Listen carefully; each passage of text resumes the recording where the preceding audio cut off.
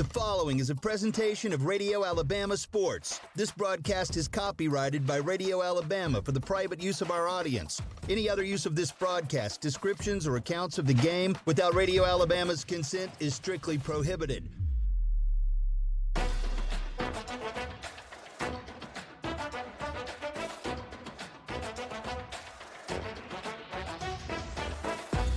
The Clay Central Volunteers play right here. Welcome to the Southern Union State Community College Clay Central Sports Network and the Coosa Valley Orthopedics and Sports Medicine pre-game show, sponsored in part by Central Alabama Community College, Alta Point Health, Coosa Valley Medical Center, First Bank of Alabama, Clay and Coosa County District Attorney Joe Fickwit, the Law Office of Tyler Sims, Timber Elite Auctions, Toyota of Sylacauga, Farr and Associates Injury Attorneys, Blair Family Farm and Market, Hill Auto Sales, A&E Metal Roofing, Blues Car Wash and Lube, Piggly Wiggly of Lineville and Ashland, Matthews Meat Market, First State Bank, Buddy's Sports Country, First Capital Insurance, Highway 9 Tire, The Drugstore, Koch Foods of Ashland, East Central Alabama Gas District, State Farm Agent Mike Coleman, Southern Cabinet Company, Williams Parts and Supply, Atkinson Homes, Harris Plumbing and Electric, Poultry South, Central Physical Therapy, Integrity Cabinets, Honey's Cafe, Sassy's Convenience Store, Spencer Loveless at Southeastern Land Group, Bama Guns and Outfitters, AGL Solid Waste Disposal Authority, Clay County Tire and Retreading, Clay County Economic Development Council, Ann's Flowers and Gifts, Coosa Valley Electric Cooperative, Ashland Auto Parts, Superior Pest Control, and Bucks Island.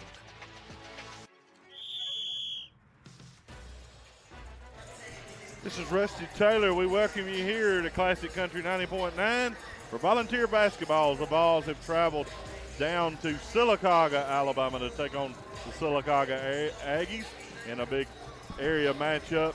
We'll be facing off tonight in a big area matchup here as we'll start with the girls' game, and the girls are getting about 2.5 minutes away from the tip here today. This is Rusty Taylor, Coach Jerry Weems. We've got Jeremy Character down on stats. Also, Coach Chris Herron helped to drive us over here, and Bone is running the stream here. We got everything going. We got all of our ducks in a row and all the people here. Coach, it's good to be back on the air covering ball basketball. Well, it is, and, you know, this is our first outing since back before Christmas. We did a game in the Tri-County tournament there at Clay Central, and so we're coming back here tonight for the first time in a couple of weeks, and the Volunteers had a good run during the Christmas holidays, winning one game in that Tri-County tournament and winning 2 out of 3 at Heflin. And so now we bounce back into area play here tonight. Well, the girls actually didn't play in that tournament. Well, you're right. I was doing the boys. The girls they did get a big win over Fairfield, though, up in Birmingham. And, that's right. And I think they didn't end up in a tournament, but they played that one game and got a big win there over Fairfield. And they were playing well back in that Tri-County tournament. They did play in that one. And they won the Tri-County tournament, and the girls did. So they're coming on right now several games consecutive that the girls team has won, and this is certainly a big game here. This, by the way, finishes up area play on the road, so the Vols could have a little bit easier go of it from this point on. Well, they'll be facing the Sylacauga Lady Aggies, a team that continues to improve each year. You know, it's a little bit of an older team playing a couple of seasons. They come in at 7-11, but both of these teams are 1-1 in area play, Coach, and both looking to get a win. Why don't you share our A&E medal keys to the game here for our volunteer ladies? Well, I think, first of all, we've got to step up our level of play tonight. And you just mentioned both of these teams, 1-1. This is the third game for both of them. So the winner of this game certainly controls their destiny as we move forward to those final 3 games in area play. And then I think the Vols need to continue their balanced scoring.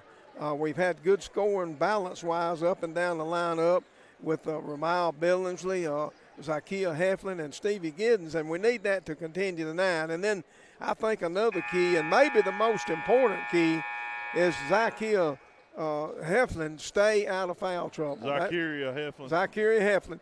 And she's kind of been plagued with that situation in a few games here lately. So with this big of a game, she needs to stay out of foul trouble. And those would be the keys to this game. Coach, you mentioned a couple of young ladies there. Ramaya Billingsley, she's a lone senior on this squad for the Balls.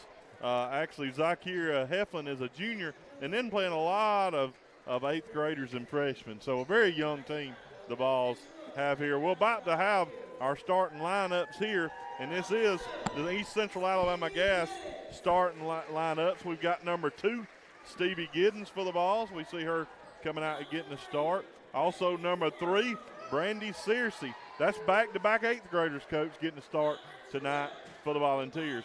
Also number 12, there's the senior we mentioned, Ramaya Billingsley, a key scorer here for this Volunteer team. Also number 14, LaShanti Ward. She's a sophomore. She'll be getting a start tonight. And then the final starter for the Volunteers is number 20, Blair Wheeler. 3 8th graders getting a start here tonight for the Volunteers in this East Central Alabama Gas starting lineup. Well, and that's asking a lot to put these 8th graders out here against this Sylacauga team. But, you know, Sylacauga themselves, only 1 senior on their roster. They lost a loaded roster from last year, so this will be a youth battle here tonight. It will, and you know, I was trying to look back, Coach. You might remember better than me, but I think the Volunteers ended up winning 2 or 3 from Sylacauga last year in girls, if I'm not mistaken. I think you're right. So as we look over, we see number 4 getting a start for the Sylacauga Aggies, Jada Harville. Also number 11, Haley Cannon. Number 14, Kaylin Cannon. A lot of cannons here. Also number 33, Paisley Swain, which is a freshman. And I missed one, Coach. Did you get number 1? Well, we got 1, 4, Akea Patterson. 11, 14, and 33 starting. Well, let's pause real quick as we get ready and get prepared here for the Cook Foods of Ice and tip-off on the Southern Union State Community College Clay Central Sports Network from Radio Alabama Sports on Classic Country 90.9. They're not going to catch him, Coach. 20, 10, 5. Now, you're home for live Volunteer football play-by-play. First quarter action is brought to you by Blues Car Wash and Lube. Now, back to the action. We're quickly back as we're moving right into the tip here, and this is the Cook Foods of Ice and tip-off. Tipping for the Volunteers will be Searcy. The tip goes to the Aggies, and that's number 11 for the Aggies right there, handing over the ball to number 1, Patterson. Patterson drives, shot up, fight for the rebound. Shot up, no good, bounces around right now. Another shot up, no good, and Blair Wheeler finally gets the defensive rebound for the Volunteers. Well, we can't give them 3 shots a trip, that's for sure. Stevie Giddens down low, got it down on the block, looking to shot, forces a shot up, shot no good, fights for the rebound, and right now Paisley Slane winning the boards on both ends of the court. She'll toss it up to Akea Patterson. Patterson there to Nelson. Nelson drives, shot no good, or not shot, no shot, and the layup is good there by Haley Cannon. Good runner down the lane, but we can't give her that layup. Yeah, Cannon saw a gap and hit it and went all the way to the backboard with it. Searcy drove to the basket, had it deflected out of bounds. We will retain possession with 7:08. Aggies leading 2-0. Stevie Giddens inbounds.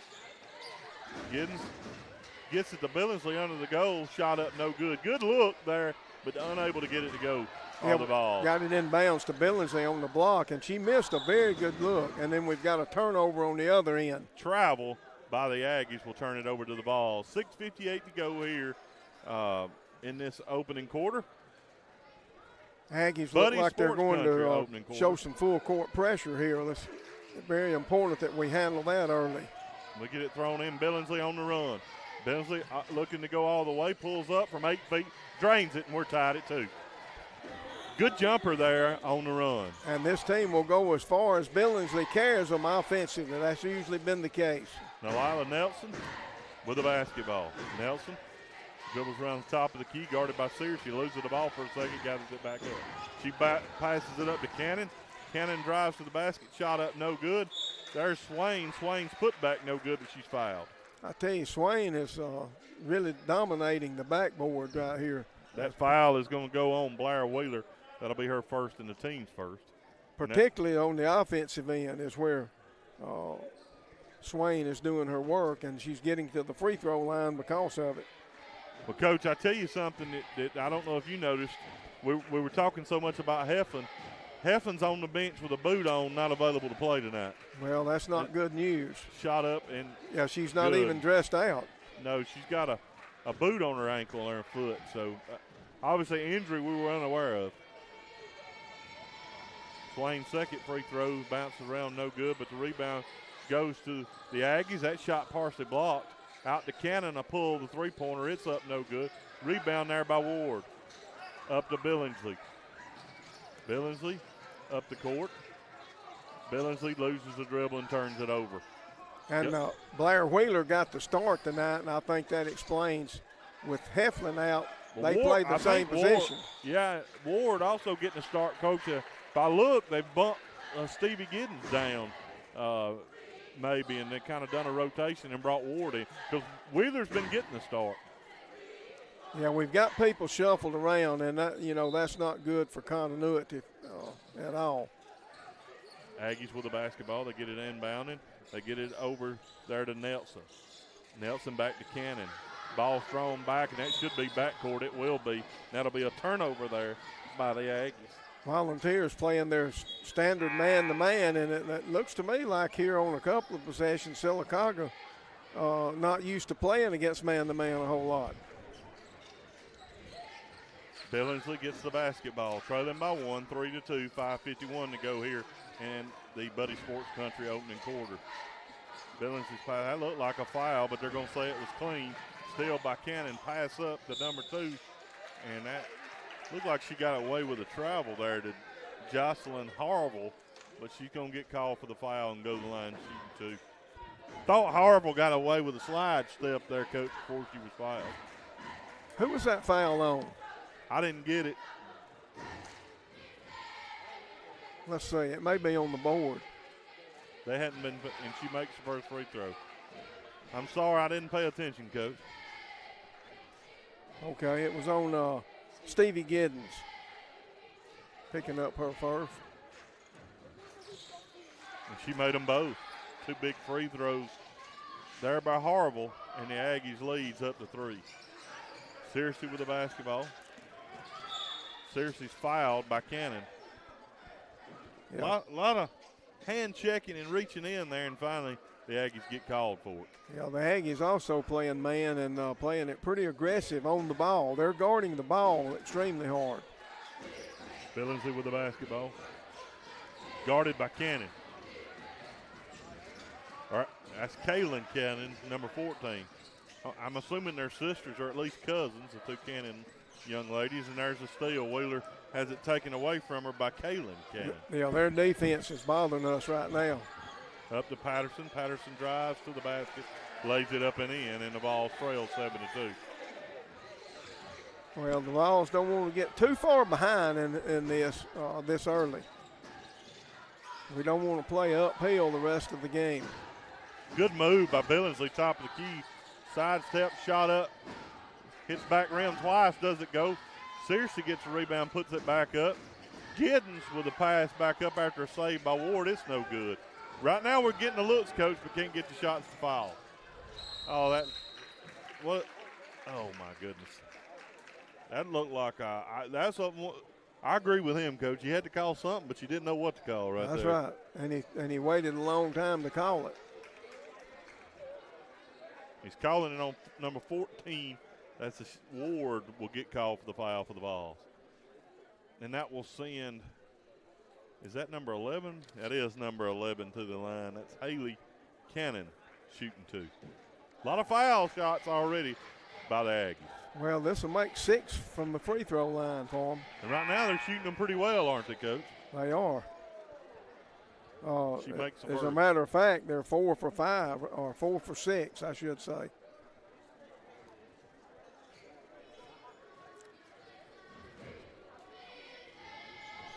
And she made them both.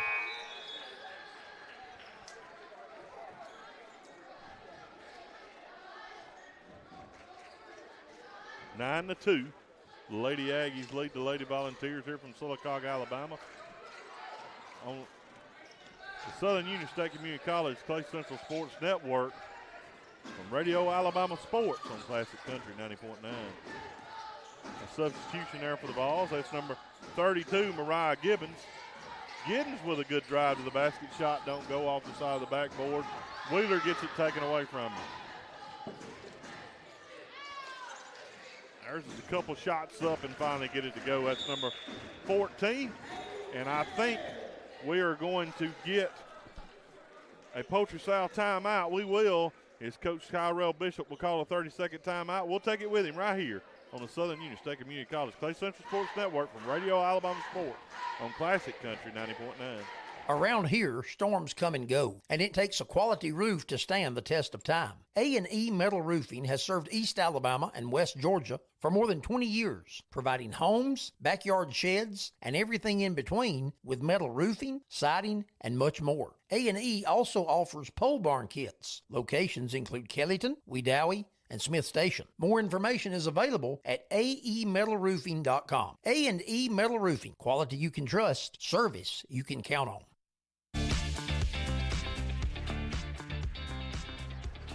Welcome you back here, Volunteer Basketball. Lady Vols trailing 11-2 here in a big area matchup. And from Sylacauga, Alabama against the Sylacauga Aggies. The boys will follow in another big area game. Billingsley gets the inbound play up the side, beating the breath pretty much on her own. They look to trap her over in the corner. She gets it back out to Searcy. There's a bad pass there looking to force the ball with layup up and no good on the other end by the Aggies. Loose ball, hard fought for. That's number 24 for the Aggies. That is Malaya Bryant, but it'll go out of bounds off of her. Yeah, Bryant checked in, I think, during that timeout. And here come there the we Volunteers. get it handed off to Searcy. Searcy on the run. Volunteers searching for something offensively here. Giddens will keep trying to force it down low. Looks like we were talking about getting it down low, and they're just dead set. They're going to throw it down there. Yeah. I mean, we want to play inside out, but we can't force those or telegraph those passes. There's a pass down low. Another look. Swain with the basketball.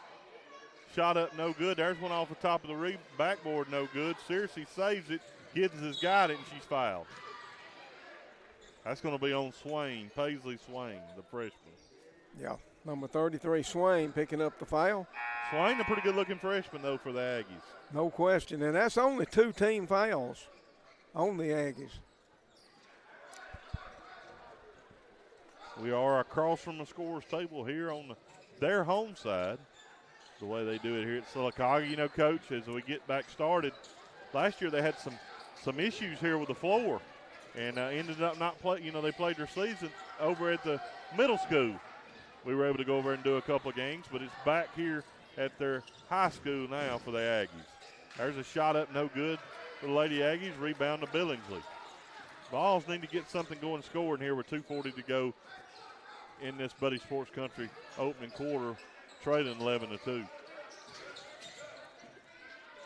Giddens, good drive to the basket. Gets too deep, but she's fouled. Yeah, she got behind the backboard trying to force it back, but luckily picked up the foul. It was a good move and a good drive. She just needed to pull up a step earlier there for that shot. And looked like number 1, Casey Patterson, picked up that foul.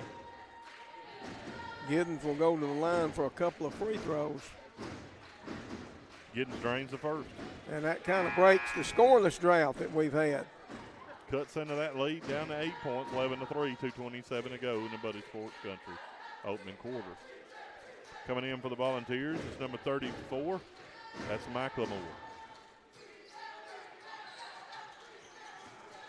Rebound. Shot no good, but the Vols get the rebound. That's Searcy. Ball saved up around midcourt by Billingsley. Billingsley drives to the basket.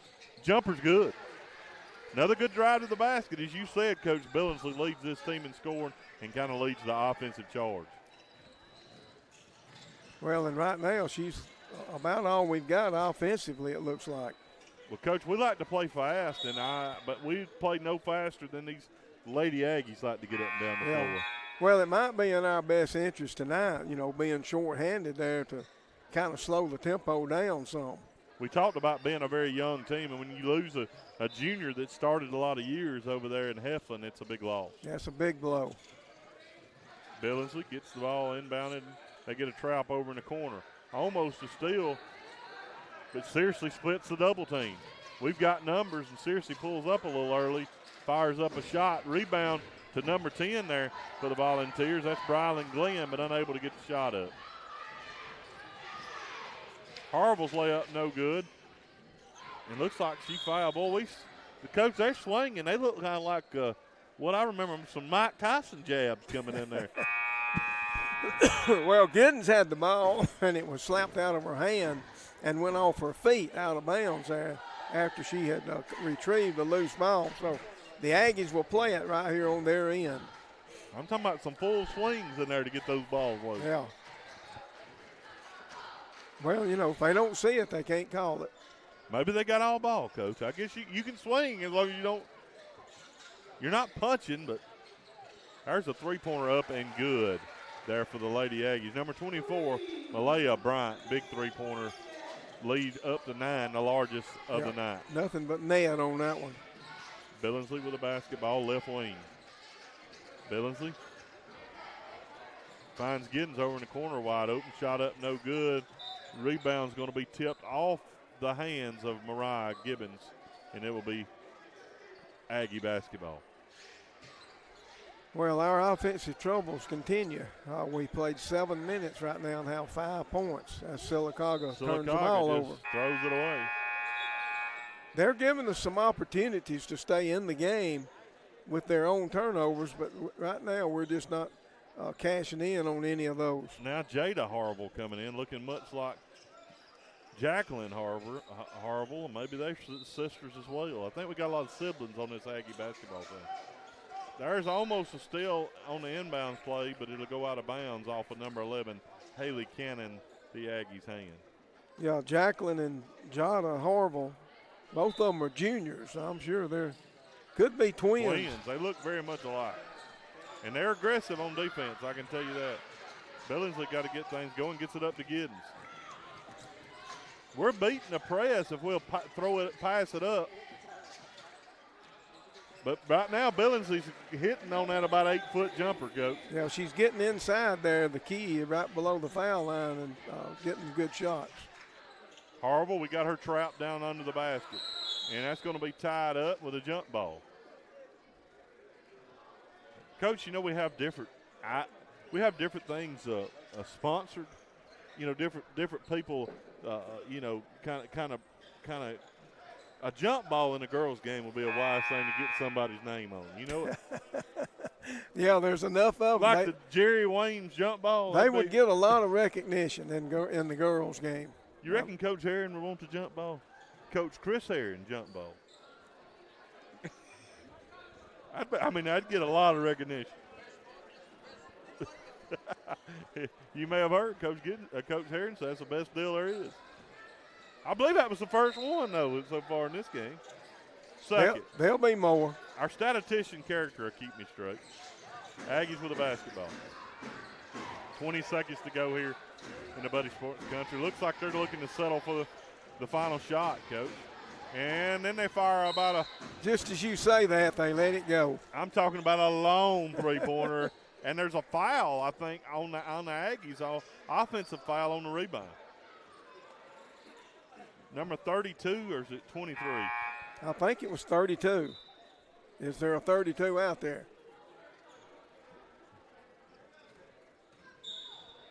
There is. Okay, well, that's who it is. Elena Williams for the Aggies. Volunteers with 8 seconds. Good. Break the press. Good look. Billingsley with a wide open three-pointer. It rims out no good, and that should end the first period. It will. With the Lady Vols getting doubled up by the Sylacauga Lady Aggies. 14-7. We'll take a break. We'll move out of that Buddy Sports Country first quarter and into the Matthews Meat Market second quarter when we come back right here on the Southern Union State Community College Clay Central Sports Network from Radio Alabama Sports on Classic Country 90.9. Whether it's a new build, a tear down, or just clearing out some good old clutter, AGL Solid Waste Disposal Authority helps keep things tidy around Clay County. AGL's roll-off containers are available for a variety of cleanup needs. AGL Solid Waste Disposal Authority also owns and operates a C&D landfill located at 1177 Landfill Road in Ashland. AGL Solid Waste Disposal Authority is a proud sponsor of the Clay Central Sports Network on Classic Country 90.9. AltaPoint Health is hiring in Clay County, Talladega County, and Sylacauga. Current openings include licensed therapists, substance use counselors, LPNs for outpatient offices, and direct support professionals.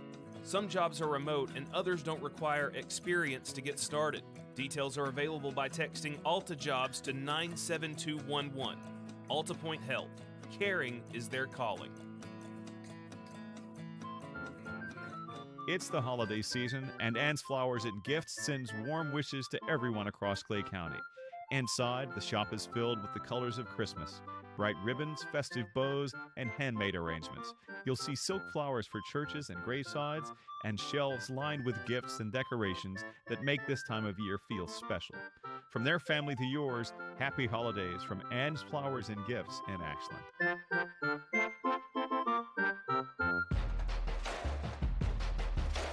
Second quarter action is brought to you by Matthews Meat Market. Now, back to the action. We welcome you back. It's Rusty Taylor, Coach Jerry Weems, bringing you the call. We've got Heath Bone on the stream, Coach Herron with us, and also Jeremy Character on the stats as the Balls get the ball to open this Matthews Meat Market second quarter.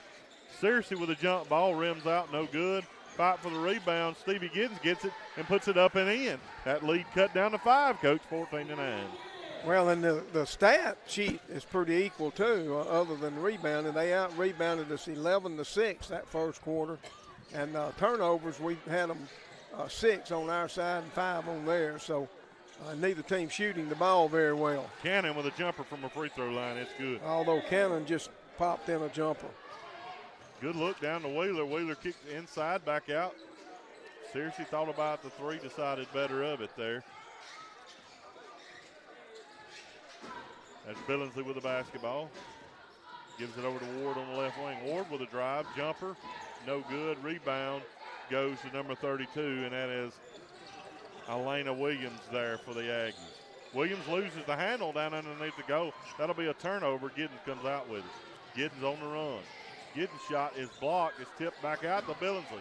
Billingsley with a jumper from a free throw line, partially blocked. Hard off the backboard.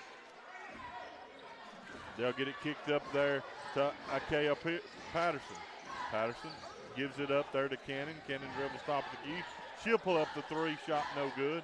Fight for the rebound. That's got to be over the back, and it will be called. That'll be the second on number 32, Elena Williams. Yeah, that's she was obviously over the back right there. So the Volunteers chance to cut this to 5 right here. Williams will go out, check him back in as Paisley Swain. And Swain and Williams both similar body size. Right there, we just throw it away under our own goal. Shot no good, though.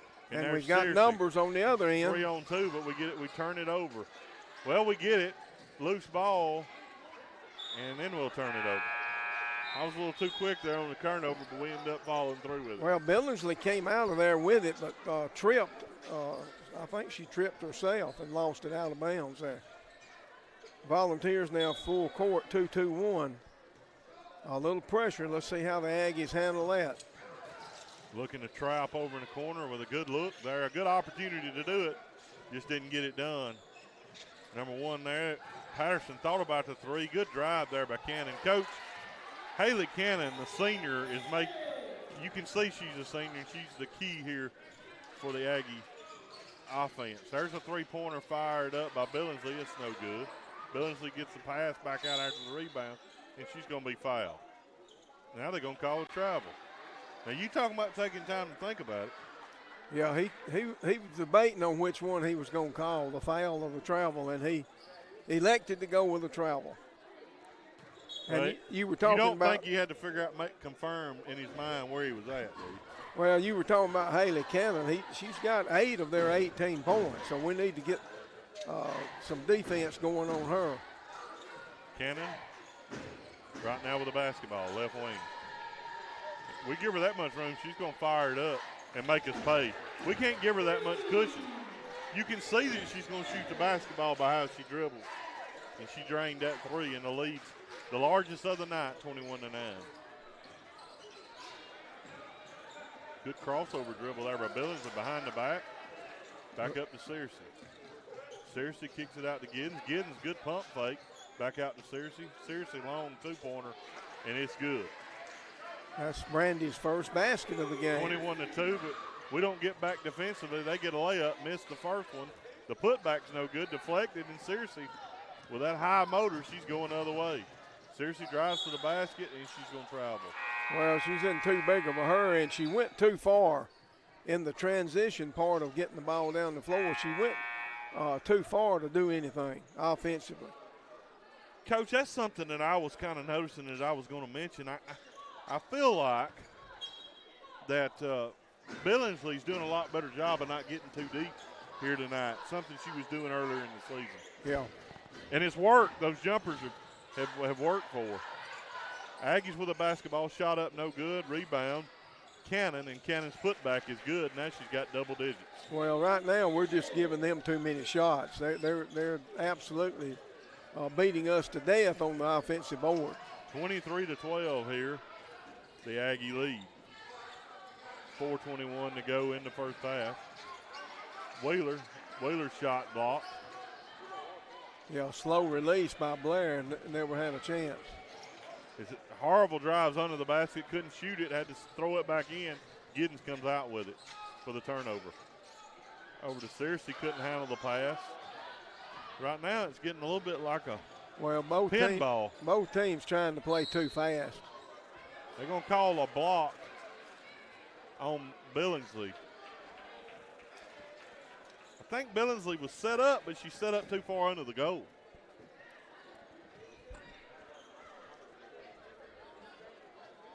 Sylacauga doing a better job than we are getting the ball to the rim.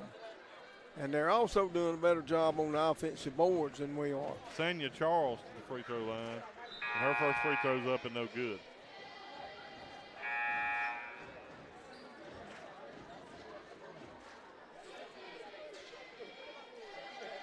Right now, Coach, those first 8 bank free throws have kind of really one-sided toward the Aggies, aren't they? Yeah, as far as attempts. Attempts and makes, obviously with a lot more attempts. She misses them both. Billingsley gets the rebound, and the Lady Vols going the other way. They're looking to trap Billingsley over on the left side. Billingsley pulls up her dribble, throws it up there to Gibbons. Gibbons getting hand-checked a lot there, no call. Gibbons looks to drive baseline. They're going to call a block on number 5, Charles.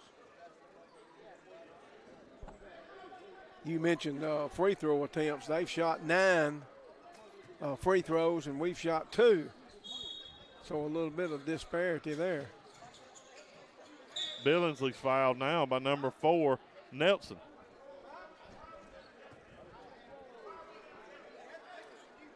Couple of fouls against the Aggies here on this possession. Volunteers will inbound underneath their own basket. Volunteers under back. Having trouble getting the basketball in. We're going to have to throw it. Blair Wheeler gets it. Wheeler's got a dribble, and she finally uses it. Wheeler hands off to Billingsley. Billingsley, that's a shove right in the back by number 4, Nelson. That's back-to-back fouls on Nelson. That's 3 team fouls. We're in the all on this Coach, possession. we're in the bonus, and that's going to. You sure? Yeah, we are. No, we're not. Oh, one away. They leave Billingsley wide open for the lay-in. Yeah, their defense was confused there. They didn't match up and left Billingsley unguarded right there on the block. Well, I think the key, Coach, is the Cannon girls were not in the game. That should have been back court. That was back court. She was not established in the front court when she caught that pass. She jumped from the back court, caught it, and then landed. That's right. That should have been called, but wasn't. But we ended up with the basketball anyway. Billingsley with the basketball. Chance to cut into this 9-point lead. Wheeler with the basketball. She drives to the basket, pulls up her dribble, kicks it out to Giddens. Giddens with a drive. She shoved. No call there, and now they're on the run. Here comes a breakaway. Easy and layup. Up and in by number 24. That being Bryant. Giddens with the basketball. Aggie lead by 11, 25-14. Glenn with the basketball. Loses it. Wheeler gets it. Wheeler shot up and good. Loose ball. Wheeler comes up with it and puts it up and in. 25-16, the Aggie lead. Well, the Volunteers staying within striking distance, but we've got to have a run of 2 or 3 scores in a row here to get back closer. 2 minutes to go here in the Matthews Meat Market second quarter. You're listening to the Southern Union State Community College Clay Central Sports Network. From Radio Alabama Sports on Classic Country 90.9.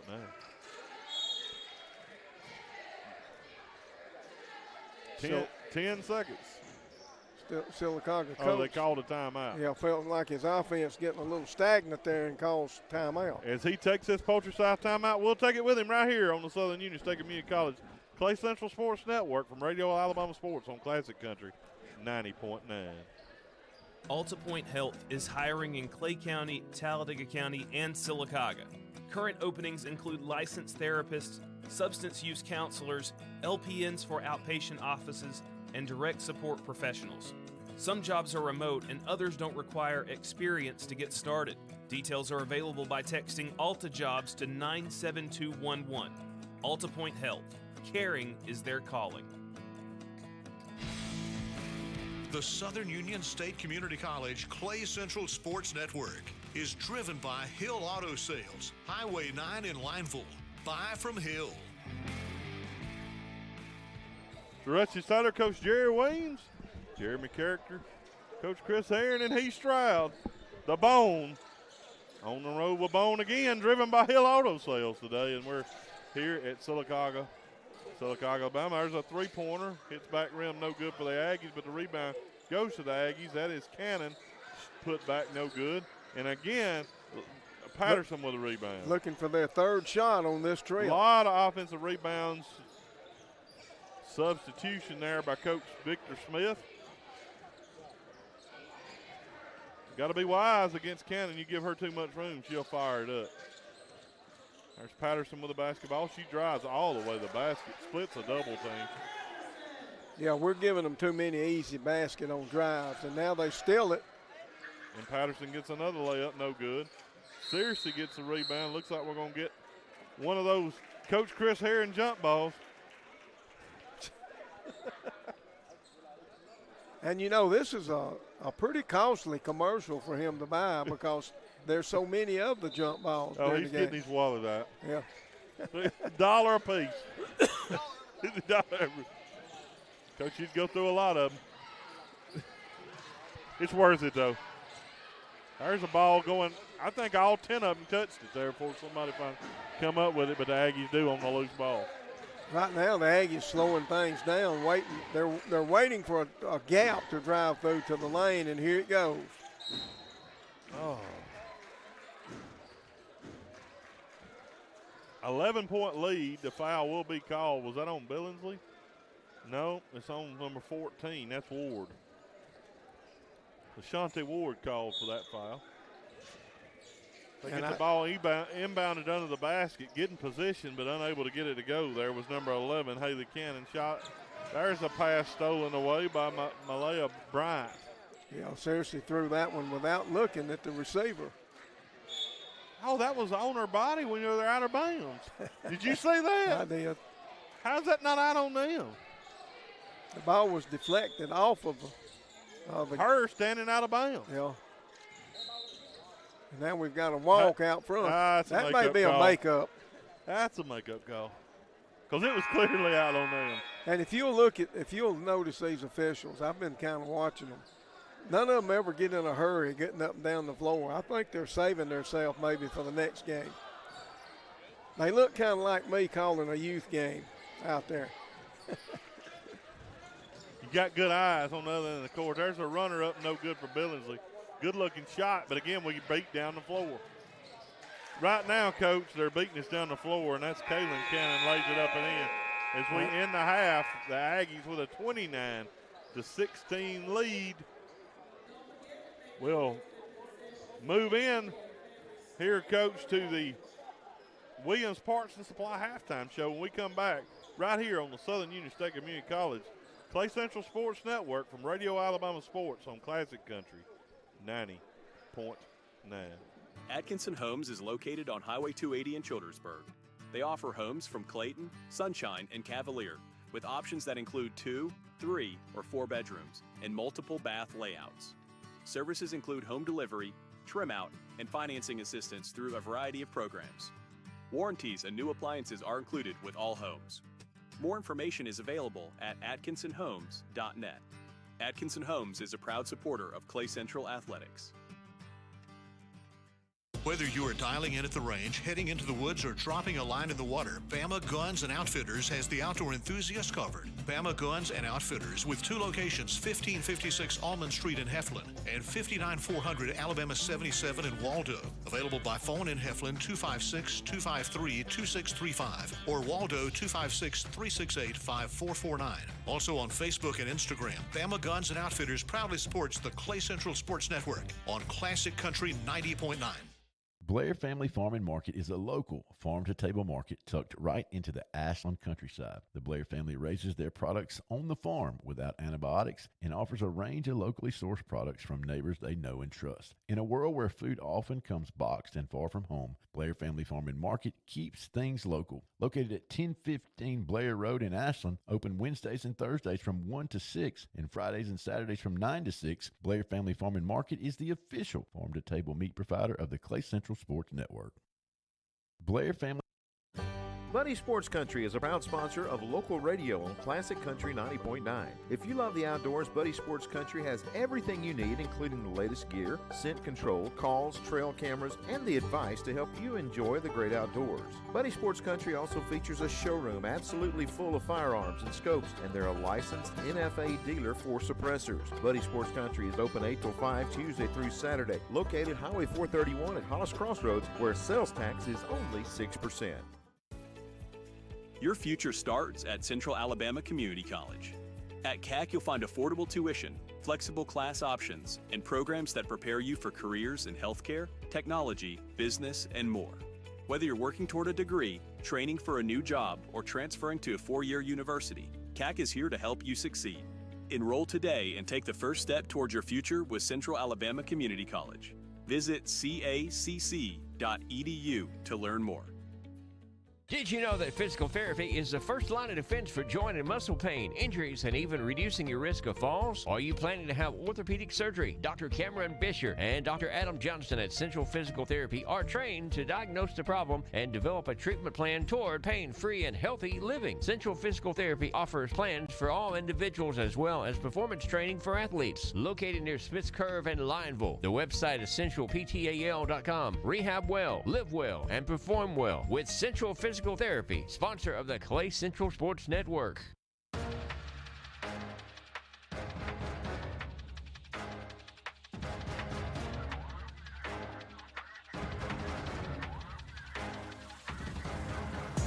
This is the Williams Parts and Supply halftime show on the Southern Union State Community College Clay Central Sports Network. This is Rusty Taylor, Coach Jerry Weems.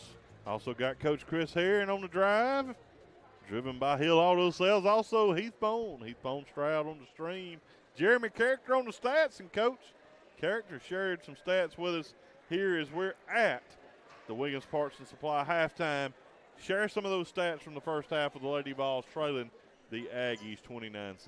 Well, we kept mentioning the offensive rebounds that the Aggies were getting, and you would think that they would have a tremendous lead in the rebounding, but actually only up by 4 in that category. They have 18 rebounds. The Volunteers have 14, and I'm really surprised by that because, they did most of their damage on their own offensive end with the putbacks and all. And then you look at turnovers, we've got 13 turnovers there in that half. They only have 8. So we've got to force more turnovers, and we've also got to take advantage of the ones that we do get by turning them into points. And then neither team has shot the ball particularly well. We're 6 for 24, which is 25% from the floor. They're 10 for 39, which is right at the 25% mark as well. So when you look at scoring for the Volunteers, Ramil Billingsley with 8, and Stevie Giddens with 3. Nobody else has more than 2. And, of course, the big scorer for Sylacauga has been Haley Cannon. She has 13 of their 29 points. And A.C. Patterson has 4, Malaya Bryant 5, and Kaylin Cannon with 4. So after you get past Cannon, we've done a pretty good job defensively on the other people, holding them down. But Cannon has really taken it to us, driving the ball to the basket. Plus, we left her open one time for a 3, and we can't do that. So we've got to do a little bit better here offensively in this second half. Well, Coach, as we continue on here in the Williams Parts and Supply halftime show, Cherson Timber Elite Auctions halftime adjustments. Coach Bishop will be working on, you think, in the locker room right now? Well, you know, there's one thing I don't think he can do anything about tonight, and that's the fact we mentioned, you know, how they're beating us on the backboard. And we've got a young lady, Zykeria Heflin, were she in there, she's out with a boot on one of her legs, so obviously an injury of some sort. But she's one of our better rebounders, particularly on our offensive end. And I think that's really hurt us not having her in there from the rebounding standpoint. And then we mentioned in the pregame keys that we needed balanced scoring. Well, we haven't gotten that tonight. Billingsley, as I mentioned, with 8 points. Heflin, where she playing, she's usually one of the usually a double-figure scorer. So we're having to have someone step up and make up in her absence, and right now we're not doing that. So we've got to get some other people involved in the scoring. And then one other thing I've noticed that's been a glaring here, a lot of times on their offensive rebound, they're sending one of their guards up the floor and just throwing the ball down the floor. The old term snowbirding. Rusty, I'm sure y'all used to snowbird when you played Well, I do a little pickup ball every now and then. You was probably the one doing the snowbirding. But anyway, we've got to get our guards back on the shot to keep them from breaking loose on us and getting those easy baskets. Well, Coach, you're just hustling back as soon as the ball's shot. Yeah. Well, that's you right. can play it that way. That's right. If you think you can rebound with 4, it's a pretty good way to play the game. Yeah. But you're right. They're aggressive. They're getting those fast break and making some of those points count. And really, you know, you watch the game, you look at the stats, it's 29-16. But all the stats show, other than the score, it to be a little bit closer than that. Yeah, I mean, the shooting percentages are pretty equal. There's only, you know, we've turned it over 5 times more than they have. But the rebounding is, you know, only 4 difference there. But it all translates into some extra possessions. And, you know, if you just shoot 25%, the more shots you get off, even though you're shooting a low percentage, you still going to hit more over the long run. But right now, you know, we've got 16 minutes to go, and I'm sure Coach Bishop has got all this figured out. Well, Coach, we're going to take a break. We'll come back in just a minute with the Highway 9 Tire third quarter, as you like to say. We'll roll into the third quarter on some Highway 9 tires when we come back right here on the Southern Union State Community College Clay Central Sports Network from Radio Alabama Sports on Classic Country 90.9. Do you have an idea for a new business but don't know where to start? The newly renovated Clay County Economic Development Center is the place to begin. I'm Chance Jones, the director for the Clay County EDC. Give me a call at 256-276-9319 if you need help in starting or growing your business. The EDC has access to local and state resources so that your business venture will be a successful one. Again, that number is 256-276-9319. The Clay County Economic Development Council is proud to support the Clay Central Sports Network. For over 50 years, Clay County Tire and Retreading has been part of the Ashland community, providing tire and vehicle services for trucks, tractors, and family vehicles. They offer custom tire recapping, front-end alignments, and commercial tire service. Located at 83531 Highway 9, Clay County Tire and Retreading carries a variety of tire brands and ordering options. Phone 256-354-2515. You may not think about it often, but propane supports everyday life in quiet, dependable ways. It warms living rooms on cool mornings and heats water after long days. And it powers the simple routines that make a house feel like a home. Across our communities, Coosa Valley Propane provides the propane service many families and farms rely on throughout the year. Coosa Valley Propane, a subsidiary of Coosa Valley Electric Cooperative. When it comes to bones, joints, and sports injuries, trust the expert care of Dr. Anthony Tropiano at Coosa Valley Orthopedics and Sports Medicine.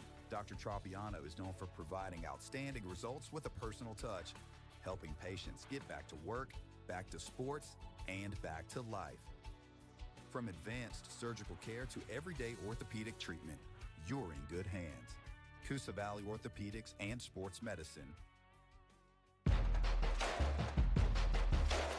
Third quarter action is brought to you by Highway 9 Tire. Now, back to the action.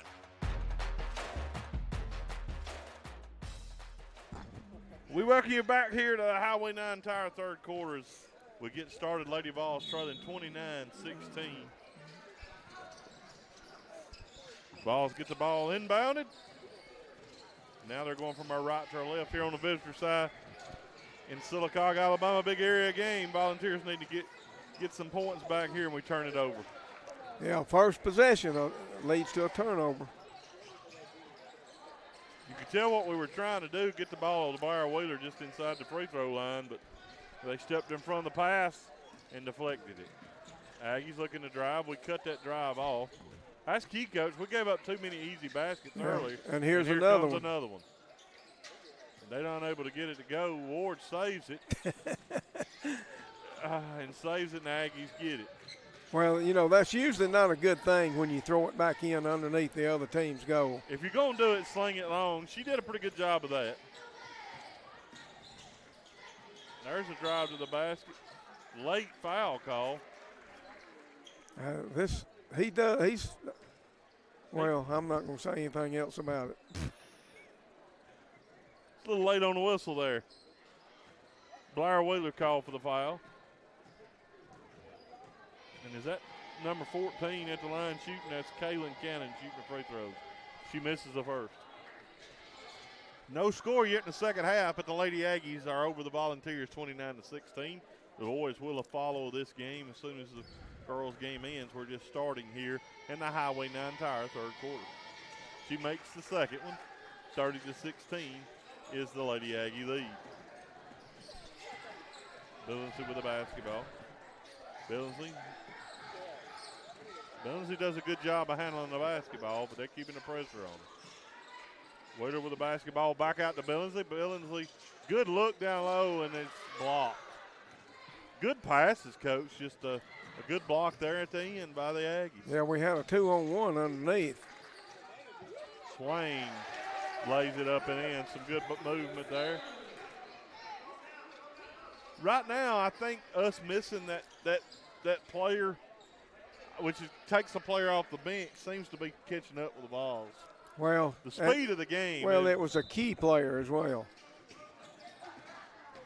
We seem to be giving out. Yeah, well, they're playing 9 and 10, and we're not. And this game is at a super pace. Ward gets the loose ball, throws it out, and throws it away. Floated one across the court, which is never good. There's a good block by Billingsley. Fight for the basketball. Aggies come up with it, though. Yeah, Billingsley playing with a great deal of effort on both ends of the floor. There's a kick out to Swain's three-pointer, no good. Rebound by Cannon. Her shot up is blocked by Billingsley. Couple of blocks there by Billingsley. Swain's shot up, no good. Rebound there by Giddens. Giddens on the move. All the way up the floor, pulls up her dribble. Picks it up, gives it out to Billingsley. Billingsley pauses a second, catch her breath, look over the defense. And seriously dribbles it off her foot. Yeah, she was trying to dribble, and it just went off of her own foot. Aggie's doing a good job attacking the rim.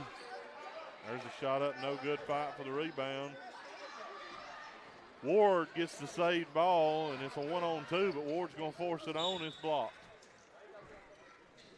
And we'll have to inbound underneath our own basket here. Yet to score here in this second half. Ball's getting doubled up, 32-16 here in the Highway 9 Tire third quarter.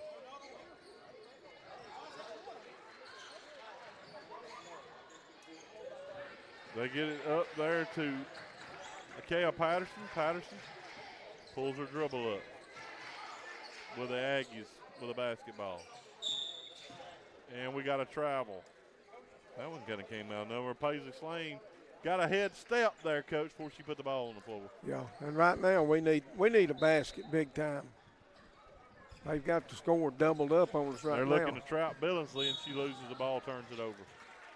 And really, I think Billingsley can just blow by them if she'll just go. Well, what they did then is they had two on her, and she's trying to beat them both on the dribble, and probably should have looked for somewhere to throw that one.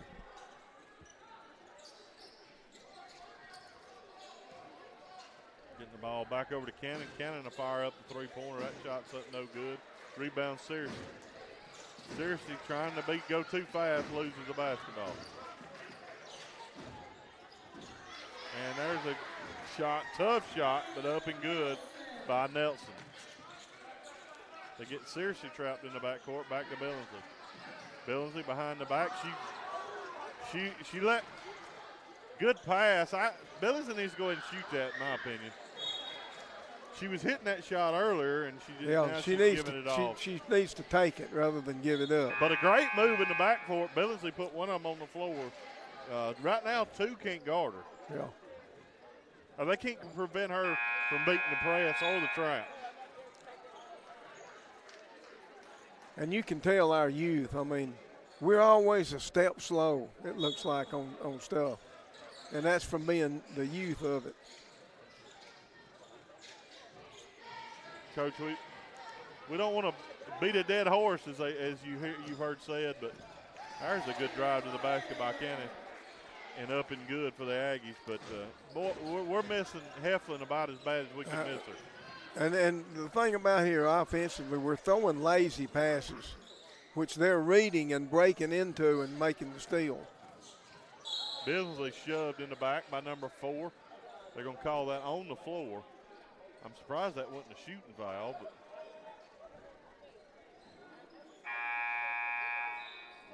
they're calling it on the floor. Looked like she was shooting to me, but I guess it depends. Maybe the whistle was just blown that late. There's Billingsley, looks to drive baseline, throws it out. Giddens has got it.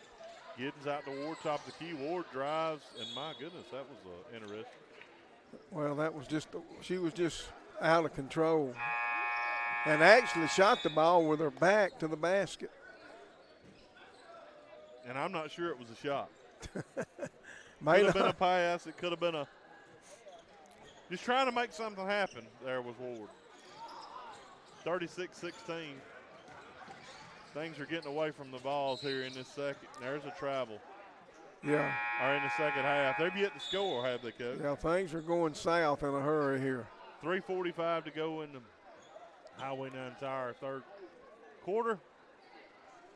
We're here from Sylacauga, Alabama, in a big area game here for the Balls. Let's pause 10 seconds for station identification. Classic Country 90.9 is WFAZ-FM Goodwater, Ashland, Lineville, home of the Clay Central Volunteers on the Southern Union State Community College Clay Central Sports Network. Nelson picks up another foul there. Coach, that might be her fourth, is it? That's Kayla Nelson's fourth foul. And she goes to the bench. Or Nyla Nelson, we should say. Her fourth foul, and she's just been replaced. Right now they're giving Giddens the basket if she'll just go. I think we're just dead set on running the play, but there was nobody between her and the basket. Searcy gets a good drive to the basket and unable to get it to go, and it's going to bounce off the foot of number 2, Jacqueline Harville, and the Volunteers will regain possession. Yeah, Brandy Searcy dribbled right up under and had a great shot, but missed it. Again, Searcy with the basketball, looking to drive inside the free throw line. Pulls up for the jumper from a free throw line, no good. Rebound goes to the Aggies. On the move are the Aggies, and a shot there blocked out of bounds. And Billingsley don't agree with the call, and I didn't either. Yeah, I don't think anybody blocked it. It just went off her hand out of bounds. 3:18 now left. There's a lot of assumptions out here, it seems to be tonight, Coach. Harville with the basketball for the Aggies. Billingsley almost with a steal. And there's a foul. That'll be on Billingsley. Patterson drives to the basket. Shot don't go, but she'll go to the line shooting two. That's for Billingsley's first foul in this game. So no problem there. Patterson at the free throw line. She makes the first.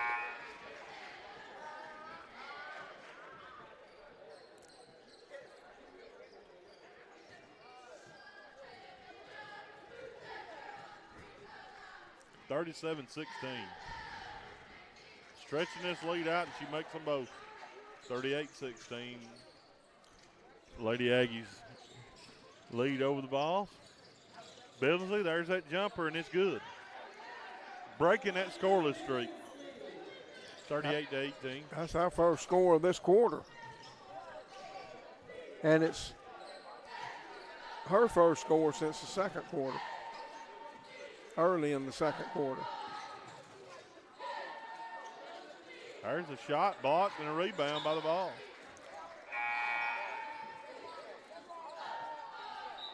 He pointed the other way. He pointed down. He wasn't sure.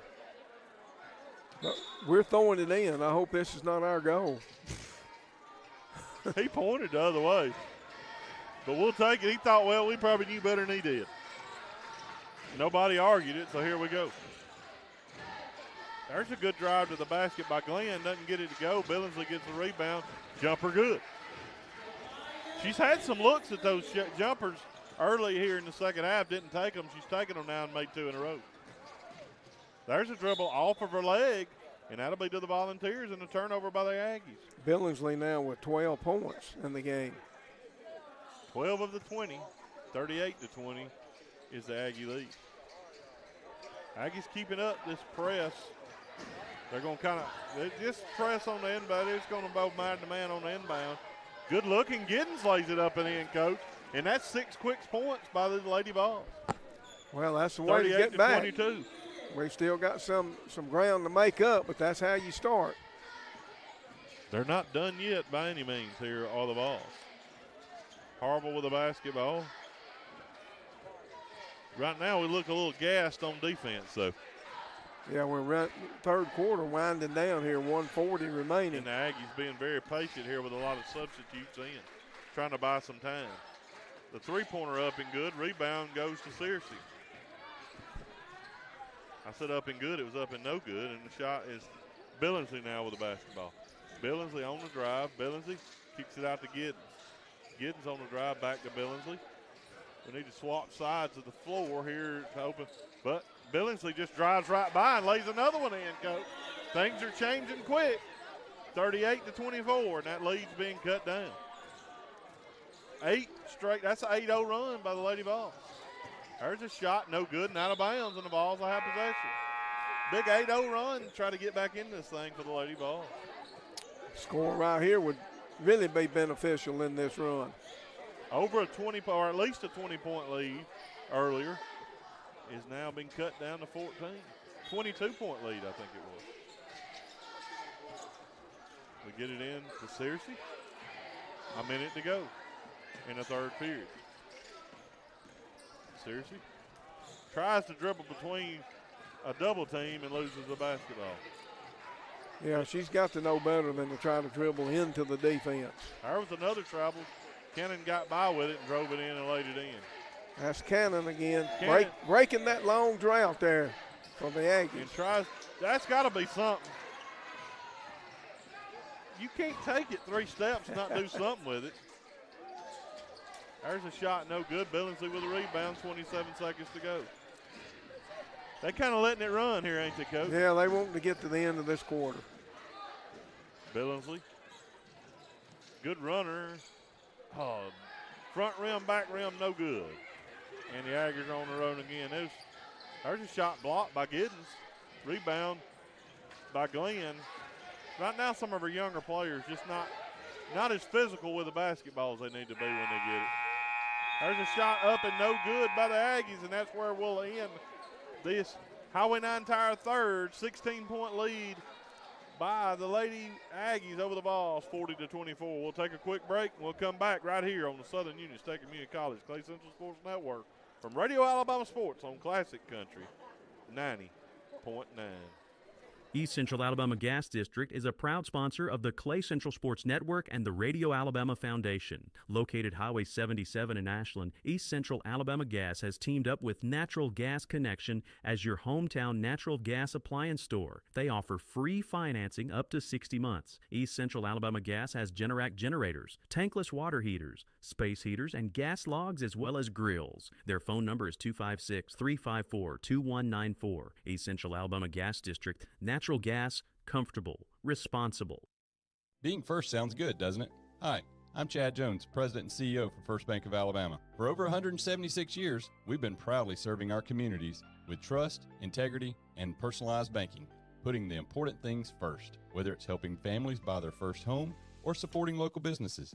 Our mission is to be your financial partner through every stage of life. We're here for you today and tomorrow. First Bank of Alabama, where you are first. Online at fbal.bank. Member FDIC, Equal Housing Lender. Fourth quarter action is brought to you by First Capital Insurance. Now, back to the action. We come back, Swain with a drive to the basket's up and no good. Searcy on the rebound. As soon as we get a little break, we'll try to get those stats from a third.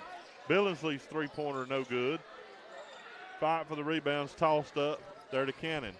Cannon on the run loses the ball off the bottom of the rim, deflected, and the Aggies get the loose ball. Three-pointer here by Cannon, and it's good. 43-24. Well, you mentioned those stats, Rusty, and the fatigue.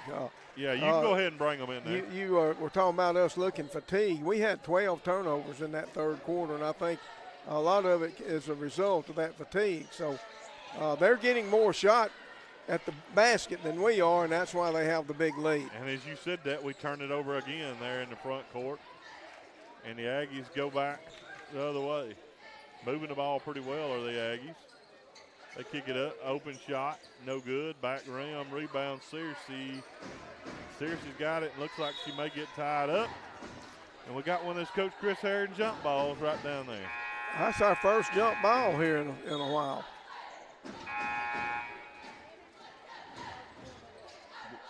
What is it? What is that?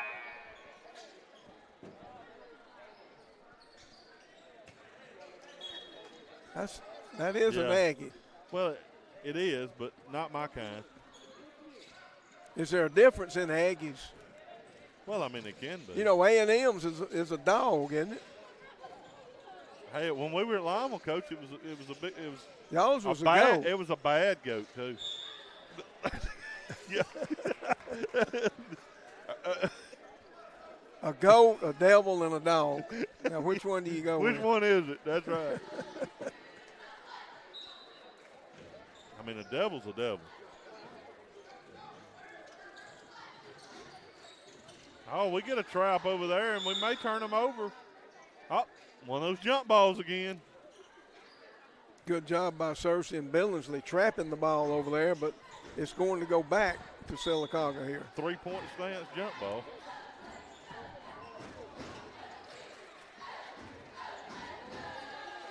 Aggies fine with running clock here with a 19-point lead. Harville with the basketball.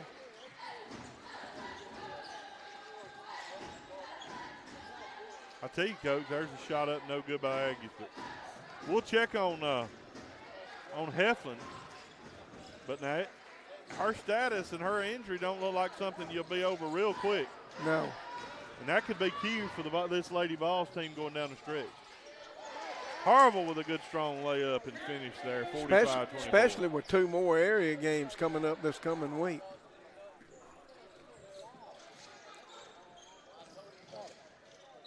Oh, that cross body block, they're not going to allow that, I don't think. That looked like a Ric Flair move down there. And we'll be throwing it on the baseline. There's a good inbounds play. We missed the point-blank shot. There's a whistle. She stepped out of bounds. That was number 32, Mariah Gibbons, couldn't finish. Good look. Missed a great shot right there.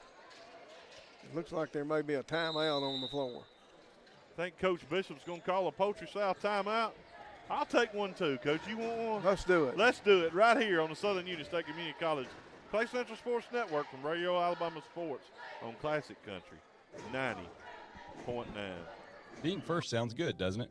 Hi, I'm Chad Jones, President and CEO for First Bank of Alabama. For over 176 years, we've been proudly serving our communities with trust, integrity, and personalized banking, putting the important things first, whether it's helping families buy their first home or supporting local businesses.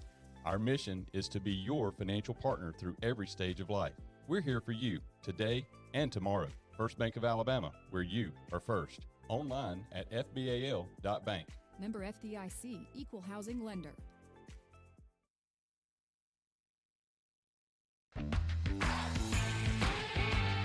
The freshest farm-raised meats, stone ground meal and grits, farm-to-table jams, jellies, salsa, and more. Blair Family Farm and Market, the official farm-to-table meat provider of the Southern Union State Community College Clay Central Sports Network. Another one of those jump balls would come back.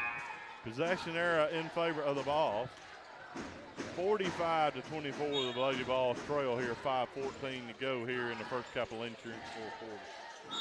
And there's a foul from behind. That is going to send number 32 for the Volunteers, that being Mariah Gibbons, to the line, shooting 2 of those First State Bank free throws.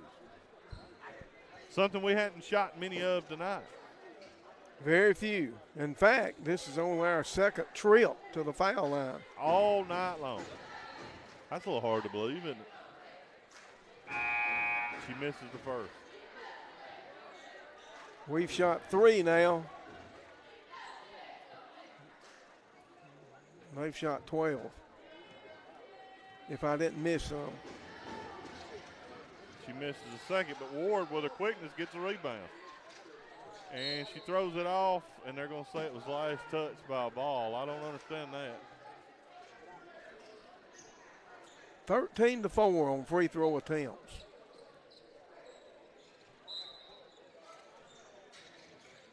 They get the ball to the Aggies, inbounded to Harville. Harville up the floor. Guarded by McLemore.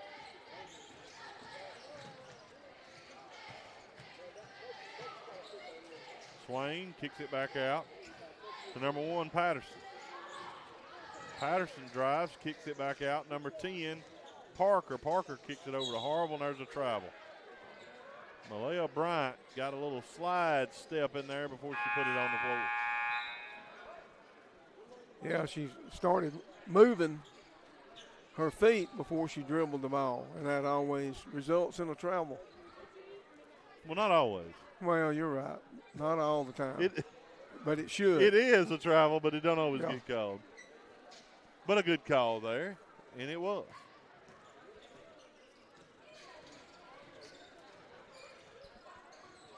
Billingsley with the basketball, 4:35 to go. Things are pretty much out of reach here at 21 points with 4.5 minutes to go for the Leeds Lady Vols. Still keep fighting. Let's see how they can fight it back. And, Coach, there's our first one of the night, a Toyota of Sylacauga three-pointer. That's right. One way to fight back. Just let me say it's over, and we'll start draining some threes. But we haven't had that many attempts in this game. No, we haven't. We've got some good looks. We just And there's one on the other end by number 1. She matches it, does Patterson. They've made 2 in this quarter. 48-27. Are we in the running clock situation? No, it's got to be 30. Just 21. I thought it was 25. 30. Billingsley shot. No good.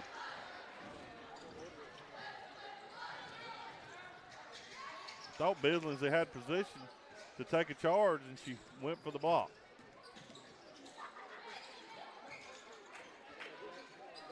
Aggies with the basketball, taking their time with a big lead.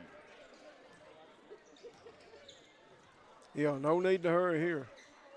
I'll tell you what's waiting at the table is all the starters to come back in. Well, he's afraid of a run. But I don't foresee a run coming at this point. Now here they come. Volunteers substituting. Coach Bishop is as well. Jacayla Hardy will enter the game, I believe, for the first time tonight. I think you're right. Giddens, with that drugstore substitution, we'll send Giddens, Searcy, Gibbons out of the game. Hardy, all on the floor. Seriously drives to the basket, shot no good. They're going to call a charge, and I agree with it. She was well out of control there. 2 fouls on Billingsley. I was actually on Searcy. Searcy. Okay, well, that would be her first.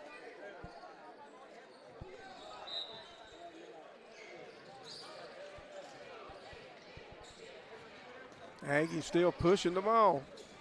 And they turn it over. Off of her foot. Looks like they need to slow it down to me offensively with this lead with 2:50 to go. But yeah, you would think they would slow it down.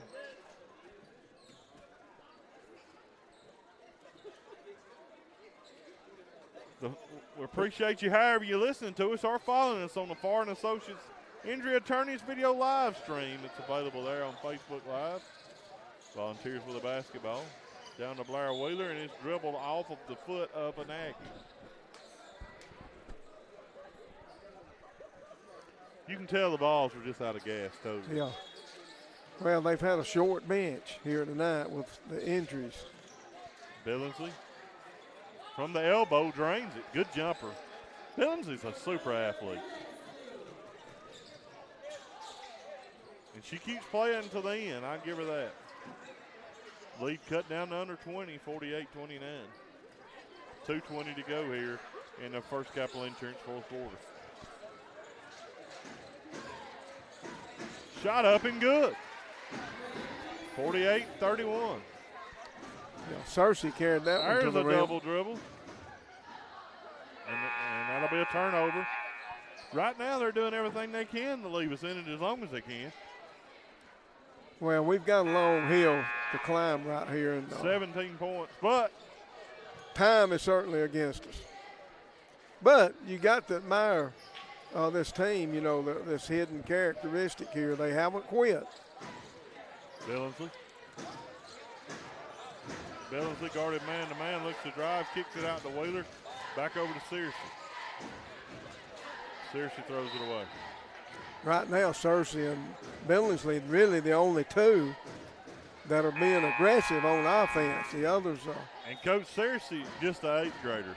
A lot of potential there.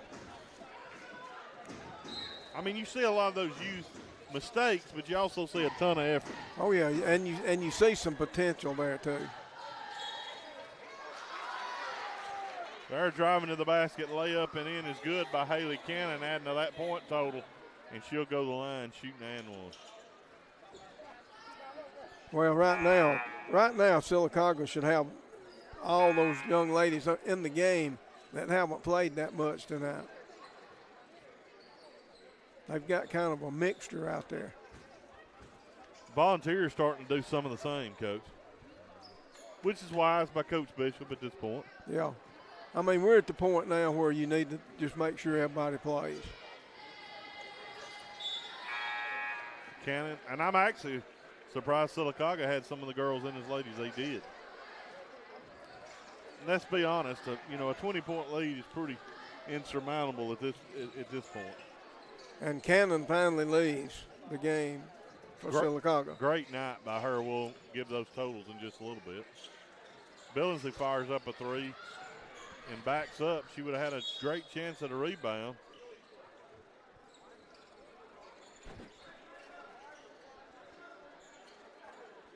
$1:29 to go. 20-point lead here for the Aggies. Bringing the ball up the floor is number 5, Charles. And they're just going to dribble and run the clock wisely. We'll finally go out, pick them up, make them do something with it, and they will. That's Williams with the ball, guarded by Billingsley. Over to Harville.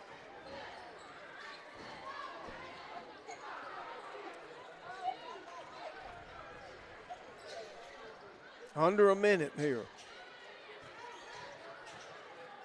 Right now, clock running. We're not putting on too strong a defense. There's got to be something, and it will be a travel. Coach, you ever have a team wear those striped warm-up pants like that? Those things been around. Those candy cane looking like the boys has got over there. Yeah, I never did, but I would like to. Yeah. That's something that's been around a long, long time, man. Yeah. You see Indiana wears those. And Tennessee does, and too. Tennessee does as well. There's a steal by the Aggies. Layup no good. Putback no good. And we've got a wrestling match for the basketball.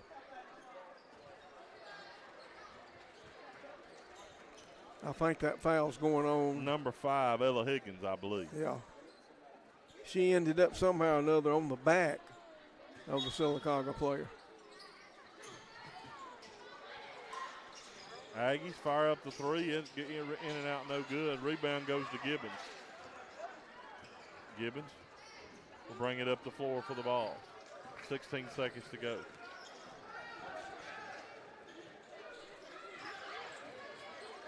Right now, they're all over us. I don't think they realize the situation that group that got in. But you got to give it to this group. They don't. A lot of them probably don't play a ton. So when they get in, they want to use every second. Oh yeah, it's big to them. And there's a turnover. Boy, they wanted to keep that clock running, and so did I. Well, 1.9 seconds. We're almost there. We'll move right after this into the Alti Point Health post-game show for a minute before we move into the boys' game. As a buzzer will go dry, and that'll be the ball game. The Lady Vols fall here to the Lady Sylacauga Aggies, 51-31. We'll take a break. We'll come back. We'll recap this game here of the girls' game on the Alti Point Health post-game show, and then move right back into the Coosa Valley Medical Center pregame show for boys action. We come back right here on the Southern Union State Community College Clay Central Sports Network from Radio Alabama Sports on Classic Country 90.9. Farr and Associates Injury Attorneys assist clients in auto and motorcycle accidents, 18-wheeler collisions, boating accidents, wrongful death, medical malpractice, premises liability, and workplace injuries, and is known for compassionate, informed representation. Attorneys handle each case personally, not through case managers. Info is available at tfarlaw.com, TPHARR law.com, or 256-487-6080. Farr and Associates Injury Attorneys is a proud sponsor of the Clay Central Sports Network. No representation is made that the quality of legal services to be performed is greater than those by other lawyers. When it comes to bones, joints, and sports injuries, trust the expert care of Dr. Anthony Tropiano at Coosa Valley Orthopedics and Sports Medicine. Dr. Tropiano is known for providing outstanding results with a personal touch, helping patients get back to work, back to sports, and back to life. From advanced surgical care to everyday orthopedic treatment, you're in good hands. Coosa Valley Orthopedics and Sports Medicine. Being first sounds good, doesn't it? Hi, I'm Chad Jones, President and CEO for First Bank of Alabama. For over 176 years, we've been proudly serving our communities with trust, integrity, and personalized banking, putting the important things first, whether it's helping families buy their first home or supporting local businesses. Our mission is to be your financial partner through every stage of life. We're here for you today and tomorrow. First Bank of Alabama, where you are first. Online at fbal.bank. Member FDIC, Equal Housing Lender.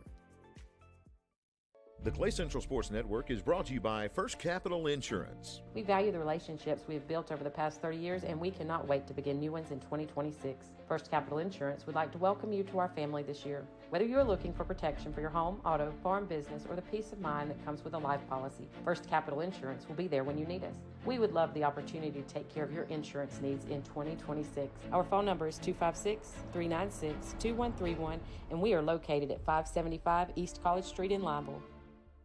At First State Bank, we believe in the power of local. Your deposits help fuel local businesses, support local home ownership, and build a stronger community for us all. Our focus is on this community, and it's been that way for more than 50 years. First State Bank has been a stable financial institution for this area through good times and through bad. With locations in Ashland, Lineville, and Wedowee, First State Bank is looking to build an even brighter future right here in our backyard. First State Bank is proud to be a sponsor of the Clay Central Sports Network. First State Bank, member FDIC, and Equal Housing Lender.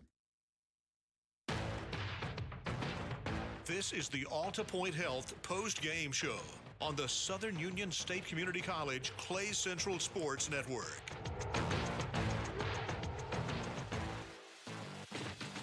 This is Rusty Tyler, Coach Jerry Weems, Jeremy Character on stats, Coach Chris Herron here on the drive over with driven by Hill Auto Sales, also Heathbone on the Far Associates.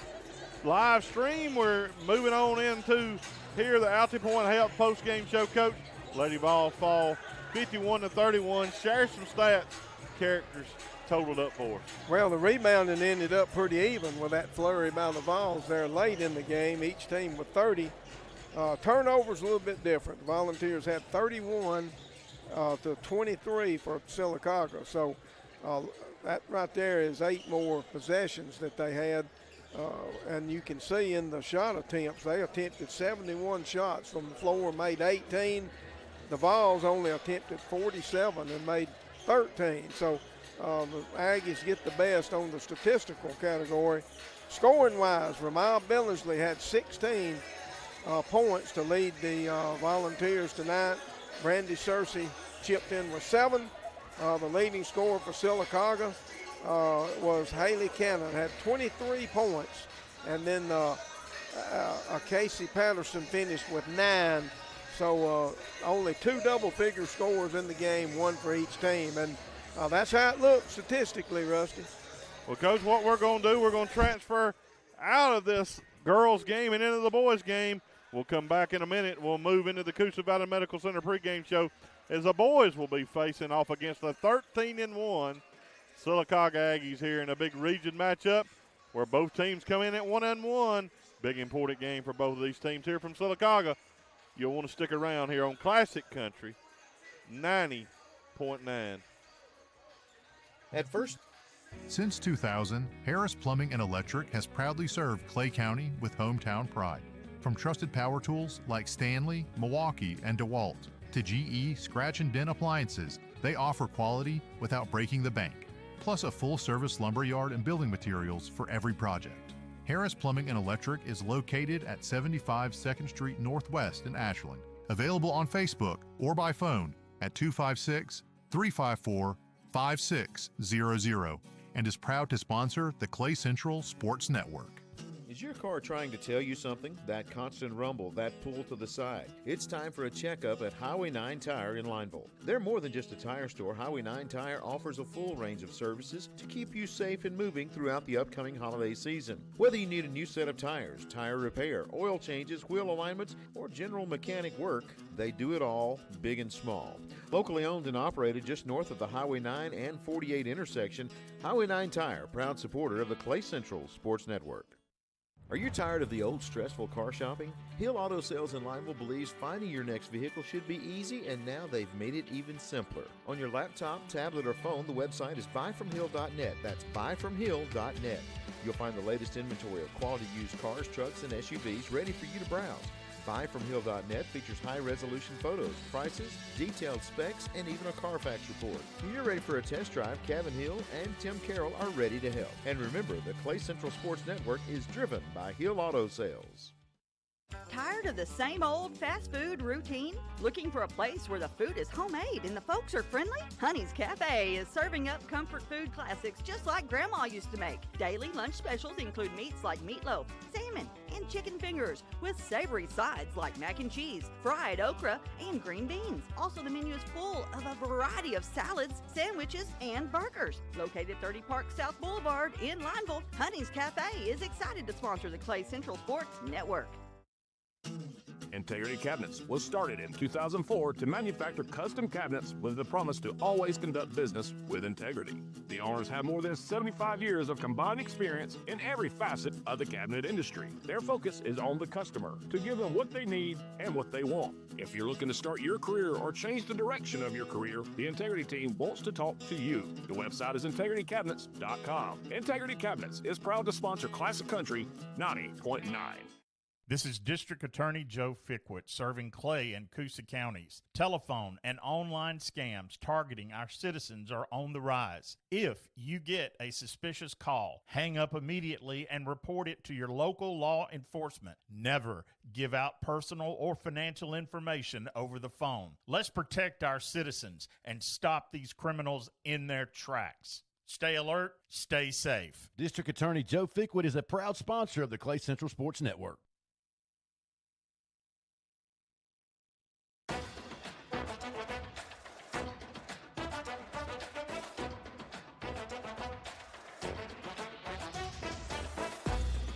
Clay Central Volunteers play right here.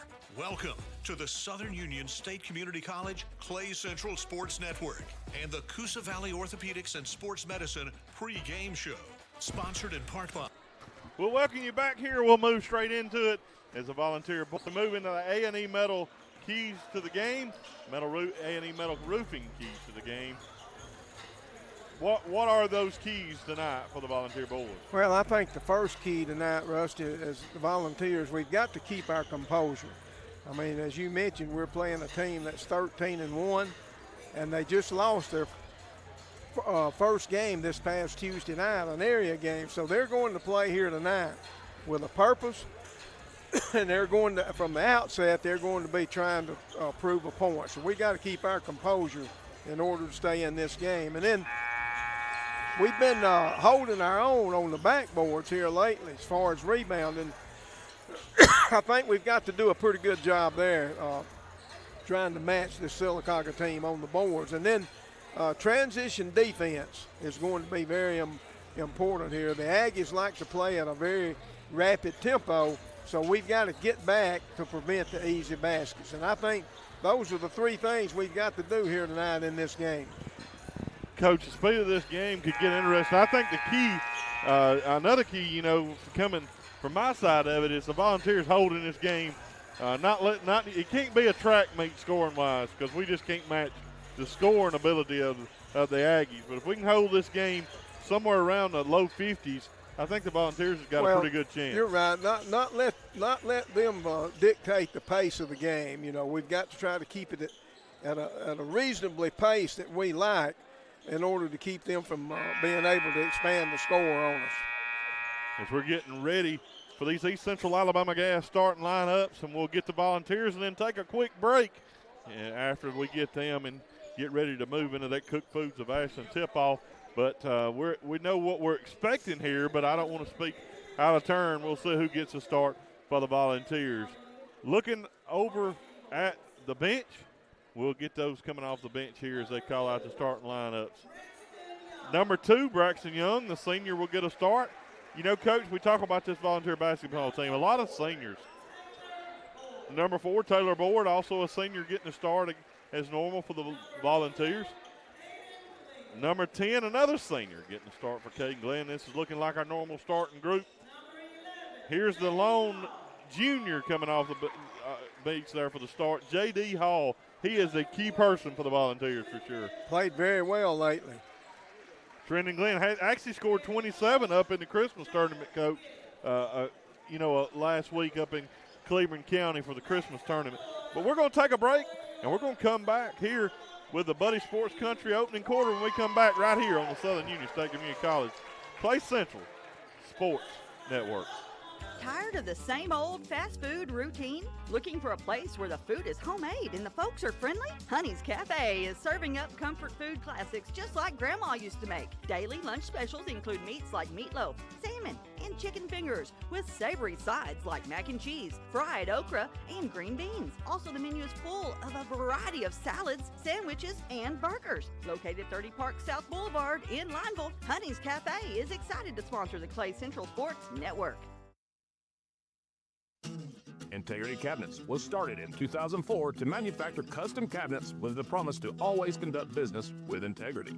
The owners have more than 75 years of combined experience in every facet of the cabinet industry. Their focus is on the customer to give them what they need and what they want. If you're looking to start your career or change the direction of your career, the Integrity team wants to talk to you. The website is integritycabinets.com. Integrity Cabinets is proud to sponsor Classic Country 90.9.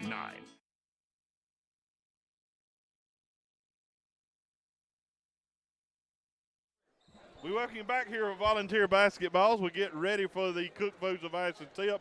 Taylor Boyd will be doing the tipping for the Volunteers against C.J. Franklin, Coach, an athlete we've heard his name a lot in football and basketball. Right, very good athlete, and this is, I think, maybe the third year that he's been here on the varsity basketball team. But very well-rounded club that Sylacauga is putting out there. The tip. Fought for, and the Aggies come out with it. Franklin with the basketball, right wing, guarded by J.D. Hall. Looked like an offensive foul. He looks like Franklin's going to get, that looked like he got by with it. There's a quick turnover, Coach, in the backcourt, and we're going to be called for the foul on the floor. But, Coach, he knocked Hall to the floor about 6 feet, and they didn't call anything. Well, we mentioned we had to keep our composure here early, and I don't think we have.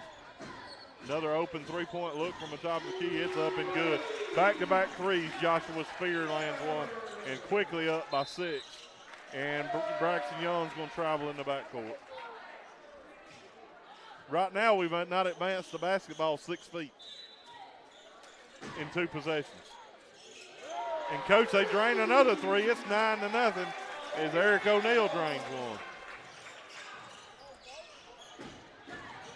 Coming out hot are the Aggies.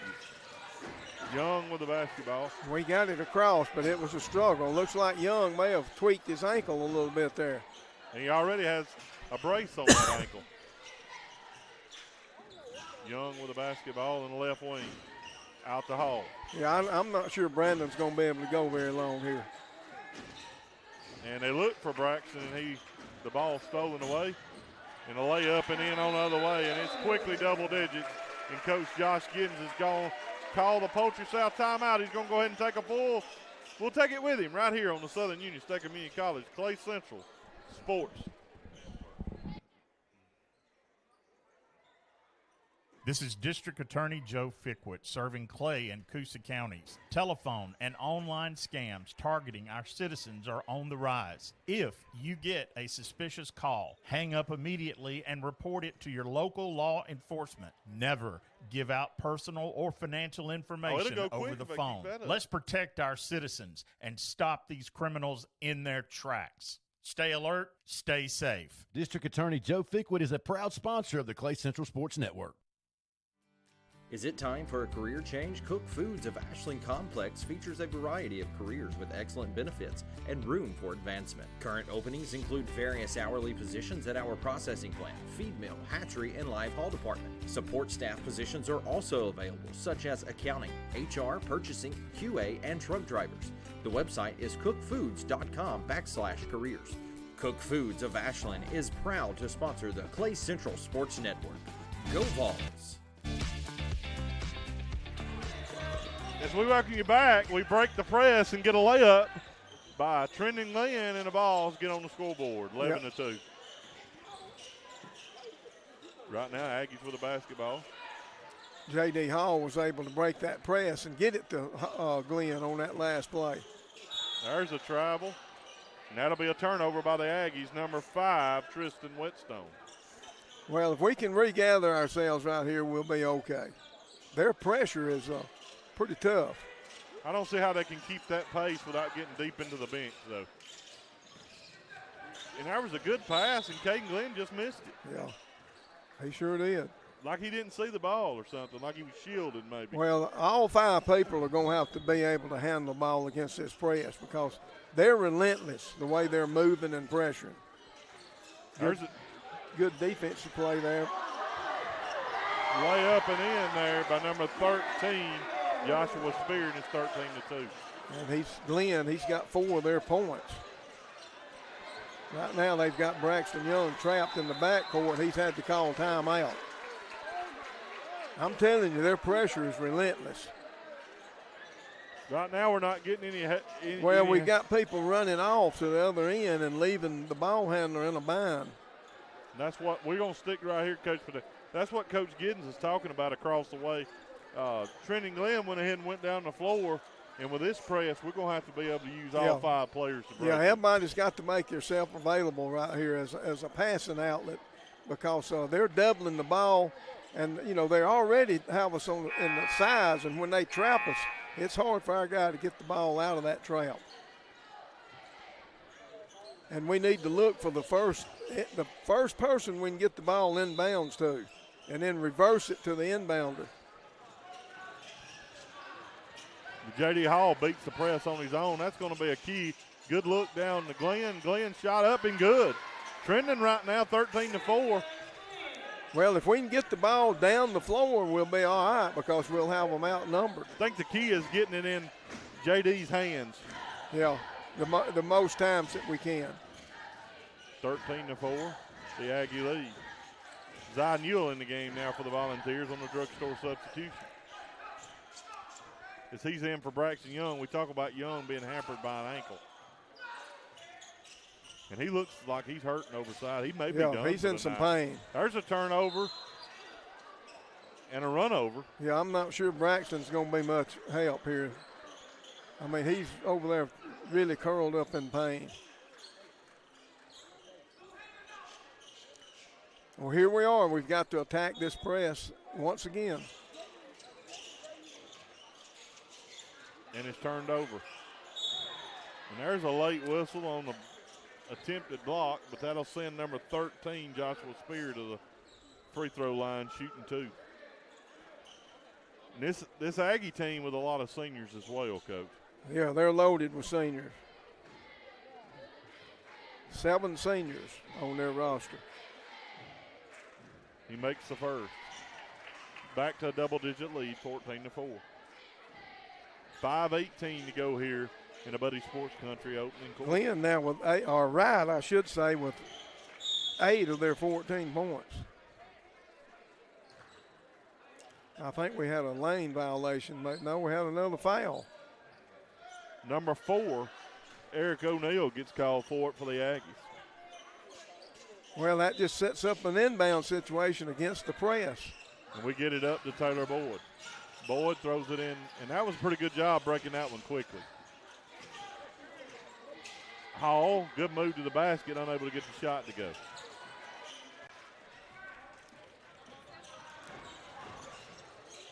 There's another turnover. Glenn does a good job of getting the turnover. Right now, the Aggies kind of turning it over at a pretty frantic pace themselves. Things have kind of settled in just a little now. If we can the get three threes are the key difference in the game so far. See how we can operate now in our half-court offense. They're playing man-to-man, so we'll be familiar with that. And we're trying to attack them in the post. But they collapse that man-to-man and trap us down low and get the turnover. There's a shot up, no good. Rebound by Trending Glenn.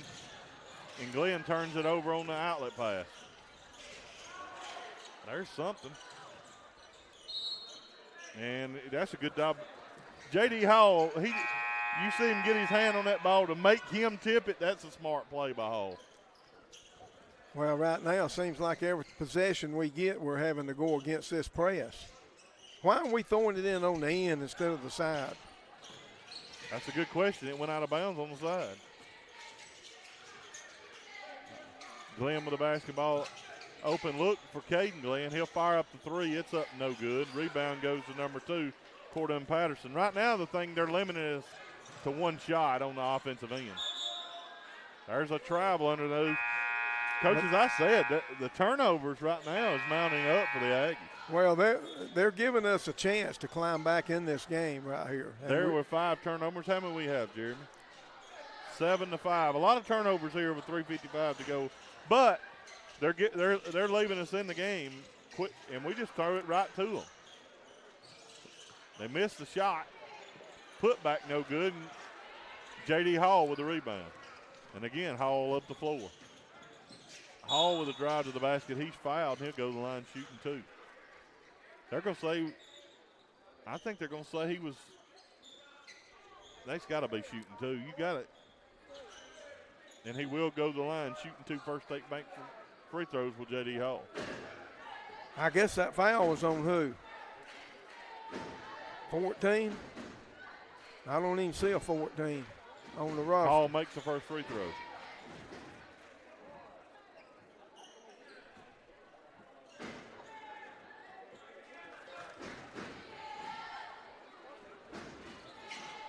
He makes the second. We don't have a 14, so it couldn't have been 14. Well, let's see. I think it was 4, Coach. That's the girls. I think it was 4. I think it was number 4, O'Neal. Okay. But we quickly get the rebound on the shot, Coach, and we're inching back into this thing, 14-6. Glenn over to J.T. Coburn drains the Toyota Sylacauga three-pointer, and it's 14-9. This thing is looking a little different now. Braxton Young back at the scores table, Coach. I'm surprised. Me too. But we need the depth. There's no doubt there. Things have kind of settled in. I think Sylacauga, we've survived that onslaught at the beginning. Oh, we had a great chance for a turnover there. And C.J. Franklin drains the 3. Yeah, we just turn it over. That's just not very good with one person down there defending us, and 2 turns it over. I don't know what just happened. We run out of bounds. And everybody stopped. And we come back and get the ball and lay it up and in. There was no whistle. 19-11. I think everybody froze, including the officials there, Coach. There's another three-pointer by Eric O'Neal. Well, we've got to get out and guard these people. Glenn with an open three-pointer. And it's no good. Did they touch it? They're going to say they didn't. Caden had a very good look at that and just almost an air ball. 22-11 now. 5 three-pointers so far by Sylacauga. That's the difference in the game. Well, and, we're playing off of them. We've got to get out there. We've got to get on the ball and take away those threes. We got to close out a little farther, not just right at the free throw line. That's right. And here's one to shoot it. He gets a little screen and nails another one. Is that Franklin's third? He's hit 3 in this quarter. 25-11. I'll tell you what, they're on pace to score over 100 points here.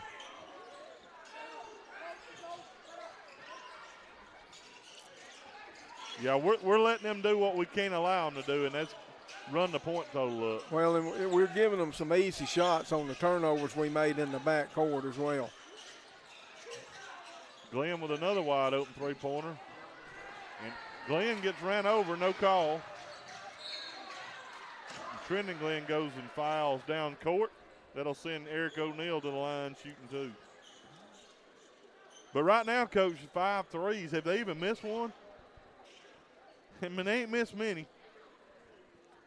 Jeremy says they have not missed a three-pointer yet. They shot, 5 or 6? They're 5 for 5. Or well, 6 for, one 6 thing for we can 6. look forward to, we know they can't keep that up.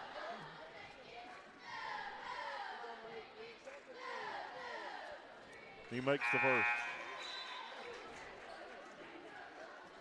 I've never 26-11. seen anybody shoot 100% from the three-point line with more than 5 attempts, I would say.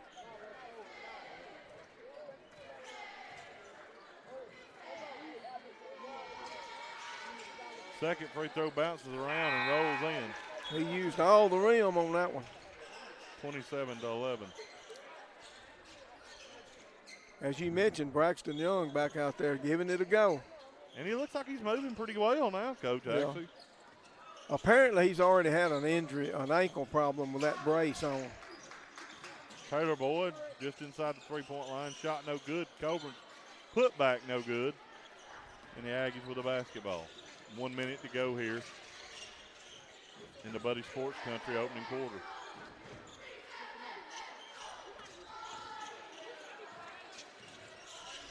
There's a steal by Zion Ewell showing his quickness. That was a great move. That was a great steal. Good steal by Zion. Boyd with the basketball. Good look to Wilson down low. Wilson finishes it 27-13. Good pump fake in order to get that shot off. It was. The Vols have done some good things, Coach. It's just closing out on the three-pointers and some of the sloppy turnovers. Yeah, giving the ball away on the inbound pass, them getting the easy basket that way.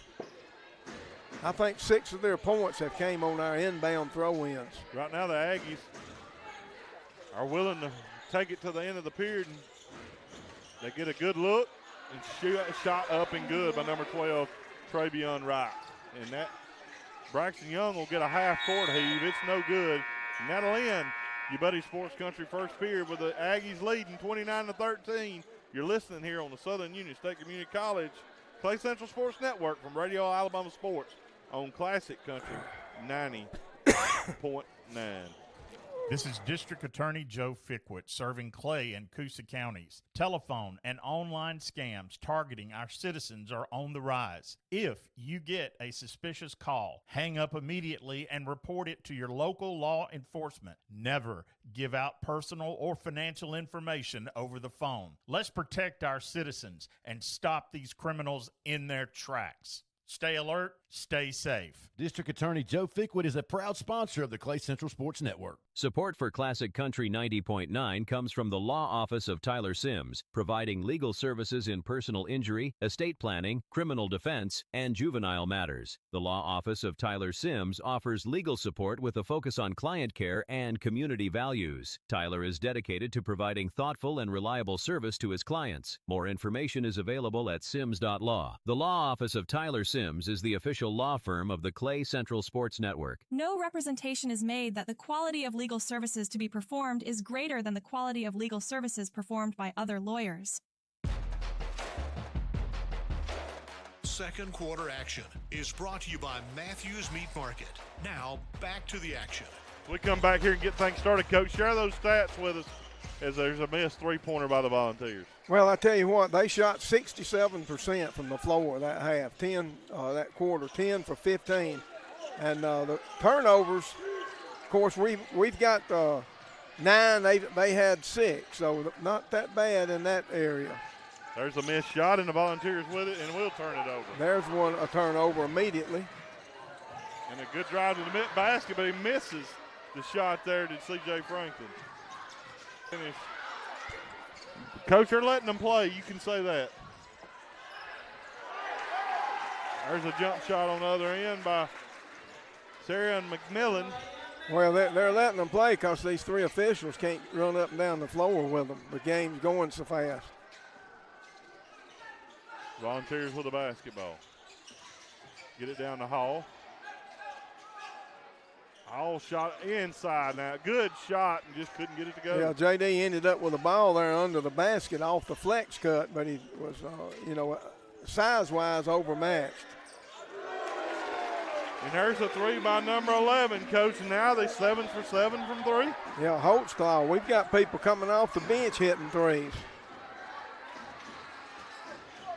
Coach Joel Jones over there, the coach of Sylacauga. And then Hall just dribbles it off his foot and loses possession. He was a long-time referee before he got into coaching, and he was a great referee.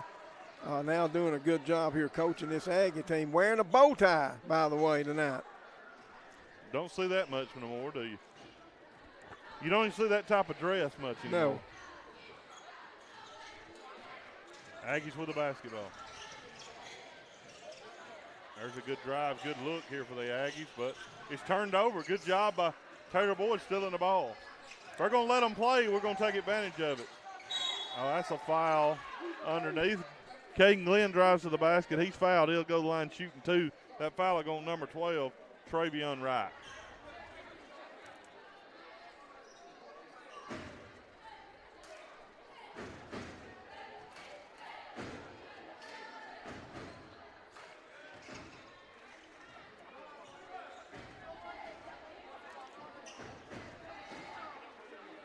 Glenn will shoot these First State Bank free throws. Really needs to knock these down, and he does.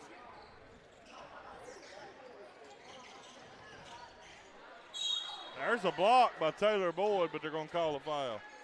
Taylor got up there to block that one up against the blackboard. That'll send number 2, Corbin Patterson. Who's that foul on, Coach?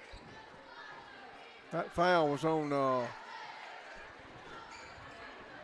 Is LJ Billingsley out there? Nope. Huh? No. Braxton Young, maybe? Or Taylor Boyd? We'll go with Braxton. He didn't travel. Never moved his pivot foot. He didn't travel. I'm sorry.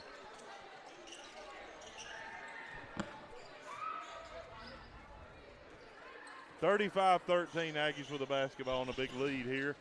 After shooting the lights out of it, Coach, you might say, from 3 so far. 7 for 7. And there's a lay up and in by number 1, Kenson Threet. When you're playing five bench players and they're seniors, that's a good sign. Taylor Boyd with a tough shot down underneath, gets it to go. 37-15.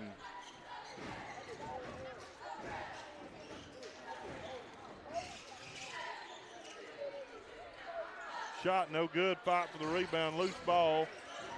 Aggies come out with it. Fight in between, and there's Taylor Boyd comes up with it. That shot was no good by Travion Wright. Up to Caden Glenn, another open look. Caden just having trouble finding his shooting stroke. Yeah, he is. Missed the whole thing on that one. With a wide open look. And he's not forcing it either. He's taking good shots.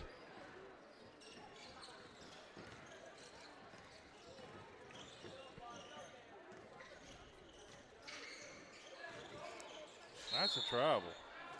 They're going to call a foul and bail him out, but I think he traveled before that.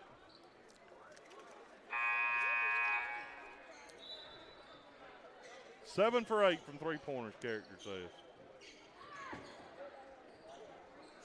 That helps, Coach. Yeah, if you can shoot like that, that helps.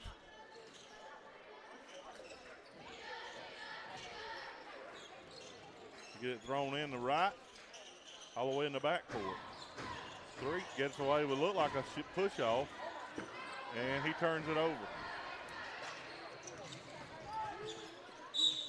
And there's a foul. Is driving to the basket. Zion Newell. Shot don't go, but he'll go to the line shooting 2 First State Bank free throws.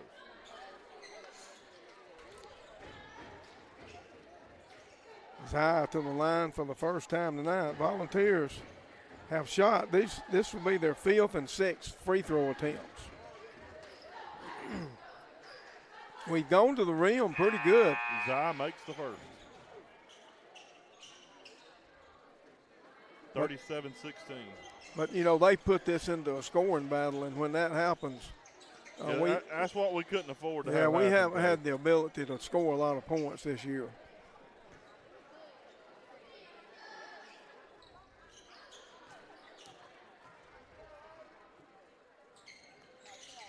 He misses a second. We're struggling a little bit from the line, too, tonight, it seems like. You've got the stats, but 37-16, the lead here for the Aggies. Good look down low, and there's going to be a foul on number 14 for the Volunteers. Trendon Glenn, that'll send number 3 to the line, Sierra and McMillan. I think Trendon just picked up his 3rd foul. Coach, just a little Drugstore score update. What was that, Coach? I'm sorry. Indiana leads 28-7 with 3 minutes left in the first half. So Indiana's starting to pull away in that game. They've been pulling since they started in the playoffs. They ain't let up, have they? That free throw up and no good. Good drive by Coburn. He's fouled, lays it up and in, and undercut. He's got a chance for the three-point play the old-fashioned way. That ought to be a flagrant foul. Yeah, you run up under him like that, that's dangerous. They hadn't counted the basket yet, but they've got to.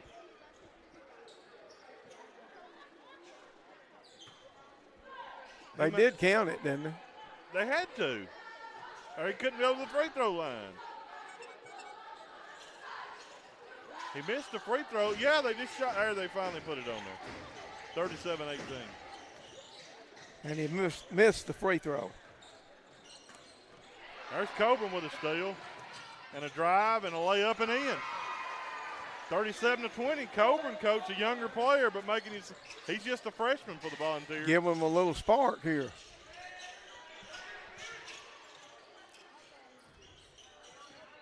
$37-20. 3:28 to go here. There's a charge. He was out of control. Was number 4, Eric O'Neal, and he'll get called for that one. Good call by the O'Neal now with 3 fouls. And I think he's going to get a quick seat here. Yeah, he'll get the drugstore substitution over there as Joshua Spear will come back in the game. They're trading seniors for seniors, Coach, every time they go to the bench almost. Yeah, well, they've got 7 over there, so plenty available. Braxton Young with a basketball. He beats the press on his own. Over to Coburn. Coburn looks to drive. Coburn with a tough shot. Doesn't get it to go, but he's feeling it a little bit. There's a steal by Coburn.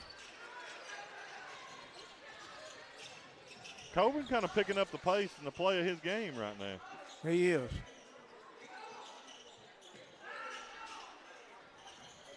We just need to be selective with our outside shots. And we are. We're running some good offense right here.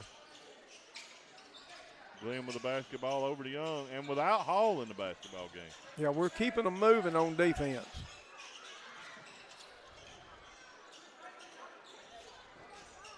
Over to Coburn. Good job. That was a great job on offense. And Newell can't get it to go, but he's fouled, and that's number 4, O'Neal. Is that his 4th? That's 4.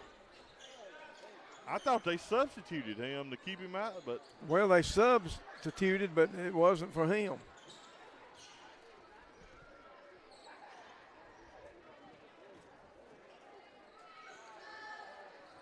That'll send Newell to the line, shooting 2 First State Bank free throws. And he misses the first. Well, we need to make our free throws. That would keep us somewhat in striking range.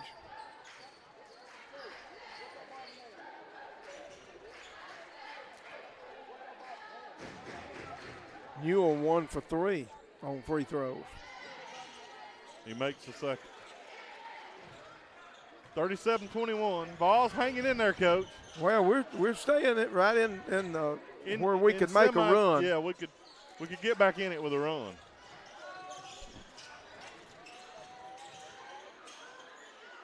There's a drive to the basket. Tough shot by Tristan Wilson, but gets it to go.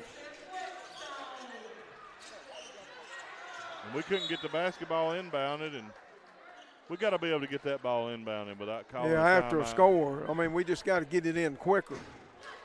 We've used 2 timeouts now because we couldn't make an inbound pass. But as they take this Poultry South timeout, let's take it with them right here on the Southern Union State Community College Clay Central Sports Network. Part of the Radio Alabama Family Sports Networks on Classic Country 90.9. Classic Country 90.9 is WFAZ-FM Goodwater, Ashland, Lineville, home of the Clay Central Volunteers on the Southern Union State Community College Clay Central Sports Network. This is John Holder with High School Football Alabama. Before my family decides to crank up the grill, we make the trip to Matthews Meat Market. The location on Highway 78 near Oxford works for us, but the Lima location on Highway 49 also has all of the same great quality meats. Whether you're looking for thick ribeyes or ground beef, Matthews is your go-to place. They also have Gulf shrimp, Boston butts and brisket, and even frozen vegetables. Matthews Meat Market, proud to sponsor local sports coverage on the Clay Central Sports Network. We welcome you back. Zion Ewell with a three-pointer that's up and in, and there's a Toyota Sylacauga three-pointer. Big three-pointer there by Zion Ewell. Got the shooter's roll, Coach. Yeah. 39-24. Volunteer inching back ever so slowly, but there's an open three-pointer, and it seems like every time we do, they drain one, and Joshua Spear hits a three of his own.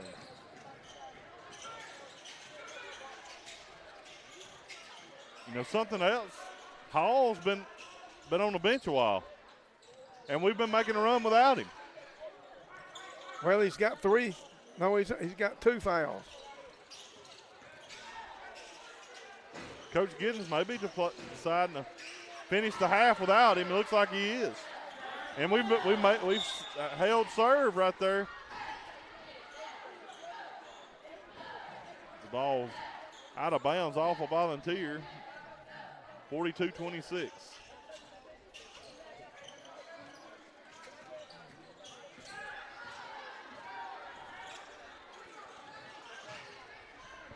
Open three-point look. They can miss one, Coach. We might have fouled them to make them miss it, but they missed it. Kenson Threat misses everything, and it goes out of bounds.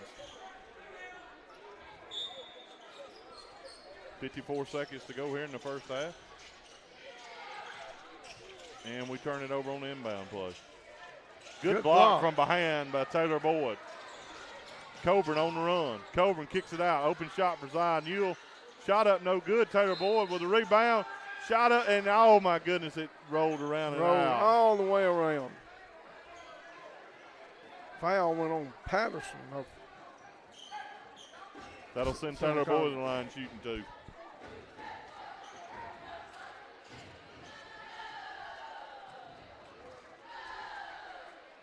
He makes the first.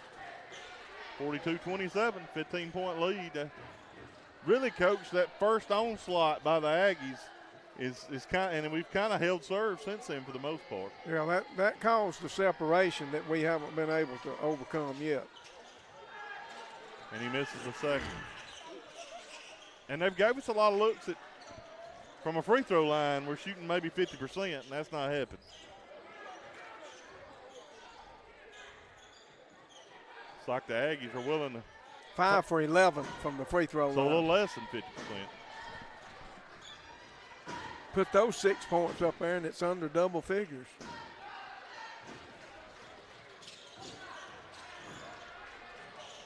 Right now, the Aggies with the basketball. 8 seconds. And that's going to be they're going to call a foul.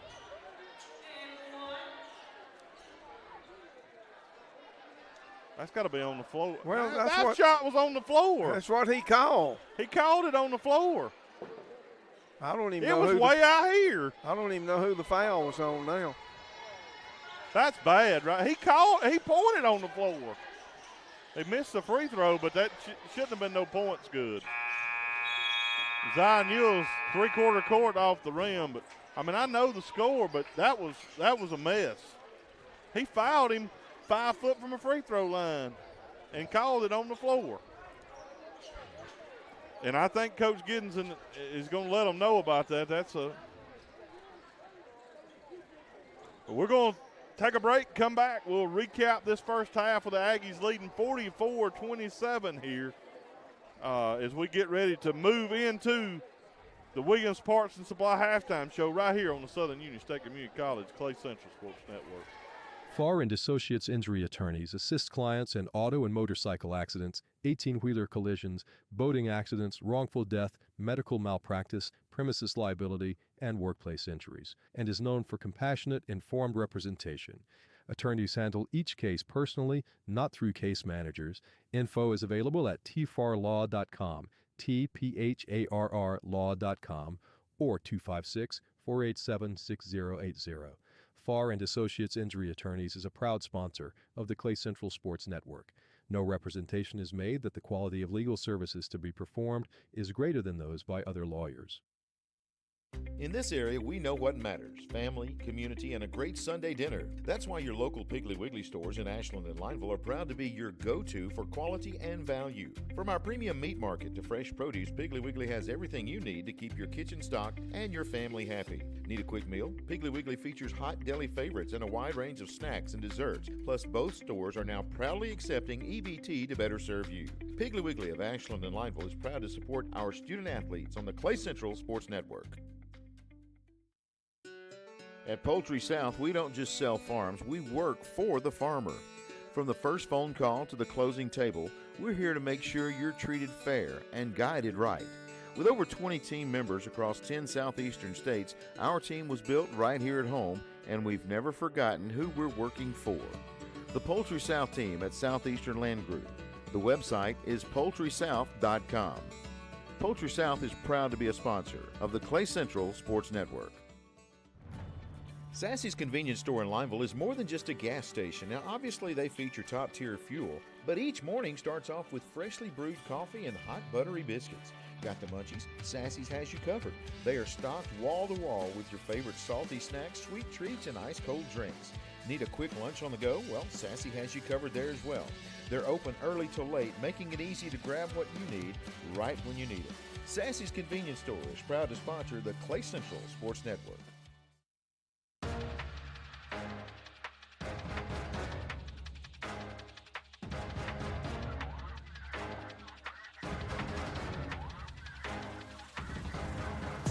This is the Williams Parts and Supply halftime show on the Southern Union State Community College Clay Central Sports Network. This is Rusty Tyler, Coach Jerry Weems, Chris Herron, Heath Stroud, Heath Bone, and also Jeremy Character here live on the Southern Union State Community College Clay Central Sports Network from Radio Alabama Sports on Classic Country 90.9. Coach, we look back. Right now, I mean, the score 44-27, the Aggies hot from three. Share some stats that'll show how we got to this point here at the half. Well, we've given up 44 points, which is more than we normally give up in a half. But on the other hand, we're ahead of our offensive pace, 27 points. I think, we're probably averaging, I would say, under 50 for the year. So we're a little bit ahead of that pace on the offensive end. But when you look at the stats, the one that stands out is three-point shooting. They are 8 for 10 on three-point shots. That's 80% from the three-point line. But when you look at the other statistics, on turnovers, we've turned it over 14 times, but we forced 11 out of them. And then on the rebounds, they've got 16, we've got 12, so not a big difference there. But overall, they've shot 15 for 28, which is over 50% from the floor. And I don't know how much longer they can continue that shooting, particularly the 80% on threes. And we've hit 9 for 32 and missed, they've attempted, I think, more free throws here than we have. So we've missed 6 free throws. That would cut into the deficit there a little bit. But the 8 for 10 on threes, that's just hard to overcome. And when you look at some individual scoring here, the Volunteers are actually pretty balanced. We've got Zion Newell that's come off the bench, has 7 points. Also 7 points. Colburn, a young freshman, came in and really gave us a spark there, I thought, in that second quarter. And then when you look at Sylacauga, very balanced. They've got C.J. Franklin that's hit 3 3-pointers. He did all his damage in the first quarter with 9 points. Eric O'Neal has 8 points. And then you got Trevon Wright that has 10 points. So pretty balanced scoring there for the Aggies. Well, we're going to take a break, run a few spots, and get ready to come back and start the second half here on the Southern Union State Community College Clay Central Sports Network from Radio Alabama Sports on Classic Country 90.9. Spencer Loveless with Southeastern Land Group in Clay County is licensed in both Alabama and Georgia. Spencer specializes in helping landowners across East Central Alabama with rural homesteads, farms, or recreational land. Spencer is also part of the Poultry South team, dedicated to getting the best value for every property. Spencer is available by phone at 256-283-3198 or online at selandgroup.com. Spencer Loveless with Southeastern Land Group is a proud sponsor of the Clay Central Sports Network on Classic Country 90.9. If you can dream it, Southern Cabinet Company can build it. For more than 40 years, this family-owned team has been crafting beautiful kitchens and baths with quality cabinets, hardware, and countertops, serving new construction, remodels, and multifamily projects across the region. Southern Cabinet Company, the official kitchen and bath retailer of the Clay Central Sports Network and a proud sponsor of Classic Country 90.9. Available on Instagram or by phone at 256-354-2555.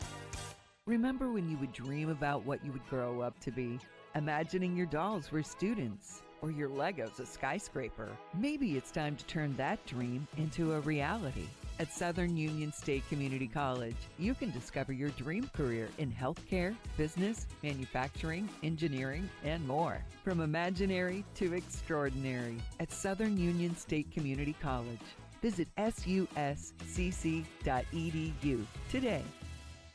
Your pet is more than just a pet. They're your family's fearless protector, your fetching athlete, your crumbs on the floor detector, the warm, snuggly heartbeat at your feet. State Farm agent Mike Coleman understands why your pet means so much to you. So State Farm and Trupanion have teamed up to give your furry family members the protection they deserve. Pet medical insurance. Another way State Farm is here to help life go right. The phone number is 256-354-2272. State Farm agent Mike Coleman, proud to sponsor the Clay Central Sports Network. Flu season has arrived. This is Jana Wheeler, and at the drugstore, we want to help you take steps to hopefully keep the flu out of your home. We are offering grab-and-go flu defense bags that feature a variety of products to help treat your symptoms. The drugstore also has a large supply of flu and COVID tests, and it's still not too late to get your flu shot. We're located next to the Clay County Hospital and open Monday through Friday, 8 to 5:30, and Saturdays, 8 until noon. The drugstore, proud to sponsor the Clay Central Sports Network. This is Jason Walker with Timber Elite Auctions. Timber Elite Auctions is a company that we set up for private landowners to utilize and take bids on their timber stands. Timber Elite Auctions operates with an online bidding platform with over 150 buyers across Alabama. I am available by phone at 256-846-0575 or online at timbereliteauctions.com. My Alabama auctioneer license number is 5462. Timber Elite Auctions is a proud sponsor of the Clay Central Sports Network on Classic Country 90.9. Hey, Vols fans, you know Classic Country 90.9 is a non-commercial radio station, which means we can't air regular advertising that contains calls to action or language suggesting you should purchase something. Meaning, we have to state more facts rather than use a lot of adjectives and verbs to convey messages. Even what you're hearing right now isn't considered an advertisement, it's a message. And this message is clear. Toyota of Sylacauga, work the drive and they'll prove it. We can say that because it's their tagline. Online at toyotaofsylacauga.com. Williams Parts and Supply is your local Napa Auto Parts home. But did you know they carry a whole lot more? From Milwaukee Tools and Echo Power equipment to case knives and heavy-duty industrial supplies, they have the gear to keep you moving. Located next to Dollar General in Lineville at 89243 Highway 9. They're open from 5:30 a.m. to 6 p.m. Monday through Friday and 7 a.m. until 2 p.m. on Saturdays. Williams Parts and Supply, a proud sponsor of the Clay Central Sports Network. This is Rusty Taylor, Coach Jerry Weems. Heath Stroud on the stream, Coach Jeremy Character on the stats, and Coach Chris Herring on the drive. Driven by Hill Auto Sales. Coach, we look back. What are the Timber Elite Auctions halftime adjustments? Coach, what are the Timber Elite Auctions halftime adjustments? Well, I think I'm the one been gone. You're the one not ready to go. I think the Volunteers, we still got to get the tempo better, at our pace. The game is going too fast, and we can't keep up offensively. And then, we kind of settled down against the press a little bit, but we may expect another little onslaught here at the beginning of this half. on the press. So we've got to be able to handle that better. And then, of course, shoot our free throws a little bit better, and we should be okay. We'll transfer at this time out of the Williams Parts and Supply halftime show and into the Highway 9 Tire third quarter. Third quarter action is brought to you by Highway 9 Tire. Now, back to the action. Aggies will have the basketball to start the second half, leading 44-27. Coach Herron, was that the score of the second half? What was the score? 35-7, Indiana leads after the first half there in the semifinal football playoff game. Domination continues for Indiana. Yeah, looks like an Indiana-Miami final next week. There's another open three-pointer, Coach. They're just not missing. Corbin Patterson drains that one. That's 9 for 11. Hall, good pass down low and unable to finish there is Boyd. That was a good look. Yeah, Taylor had one from the block on the right side and just couldn't make the shot. They didn't put that basket. What was the score? I thought it was already 47. No, they were 44 at the half. Well, how did they score? Okay, that's right. That's right. Okay. 20 points. Fatigue set in on you, Rusty. Yeah. And there's a Toyota Sylacauga three-pointer by Braxton Young. That's a big one. Well, Braxton, you know, I thought in the early minutes of this game we wouldn't see him anymore with the pain he was having, but showing his grit by being out there. You can still see a little limp, but when the game picks up, you don't, Coach. Yeah, just kind of walking around. When he's got to make a cut on the offense, he's wide open. I think he's just – lots of times those sprained ankles, Coach, if you can play through the pain, you can. That's and right. I think that's what he's doing. And you got to credit the senior there for fighting through. And we're going to get called for the hold as we hold under the basket. That's going to be on Caden Glenn. He had his arm wrapped around Well, him. he got caught there in a bad spot and let the offensive player run down and get possession on him. There's a wide open three. Missed. Are they going to call Braxton Young for the foul, boxing out? Yeah, Braxton too physical in there for him. Smallest man on the floor. Gets called for blocking out. And because they kept moving, so he kept moving them back. I don't really agree with that, but that should be a charge, and it is. No, they're going to call a block. Oh, no. Didn't he signal 14? They did. Well, so they're saying he was fouled before he got to Caden. I guess. Caden was the one that took the charge. 6:29 to go. In the third, Highway 9 Tire third quarter. There's a jump ball. Caden Glenn reaches in favor of the Volunteers. Ball's just sticking around enough. If they can make a run, Coach, they could get back into this thing. And the Aggies coming with their press right here with a 17-point lead. J.D. Hall back in. And we turn it over on the trap in the corner. And they drain the three. That's number 13, Joshua Spear. My goodness, they're on fire shooting the ball. And we turn it over again. Well, this is that run that we couldn't let them have. And Coach now Josh Giddens going to call a Poultry South timeout here, and he's taking a full. We'll take it with him right here on the Southern Union State Community College Clay Central Sports Network from Radio Alabama Sports on Classic Country 90.9. Around here, storms come and go, and it takes a quality roof to stand the test of time. A&E Metal Roofing has served East Alabama and West Georgia for more than 20 years, providing homes, backyard sheds, and everything in between with metal roofing, siding, and much more. A&E also offers pole barn kits. Locations include Kellyton, Wedowee, and Smith Station. More information is available at aemetalroofing.com. A&E Metal Roofing, quality you can trust, service you can count on.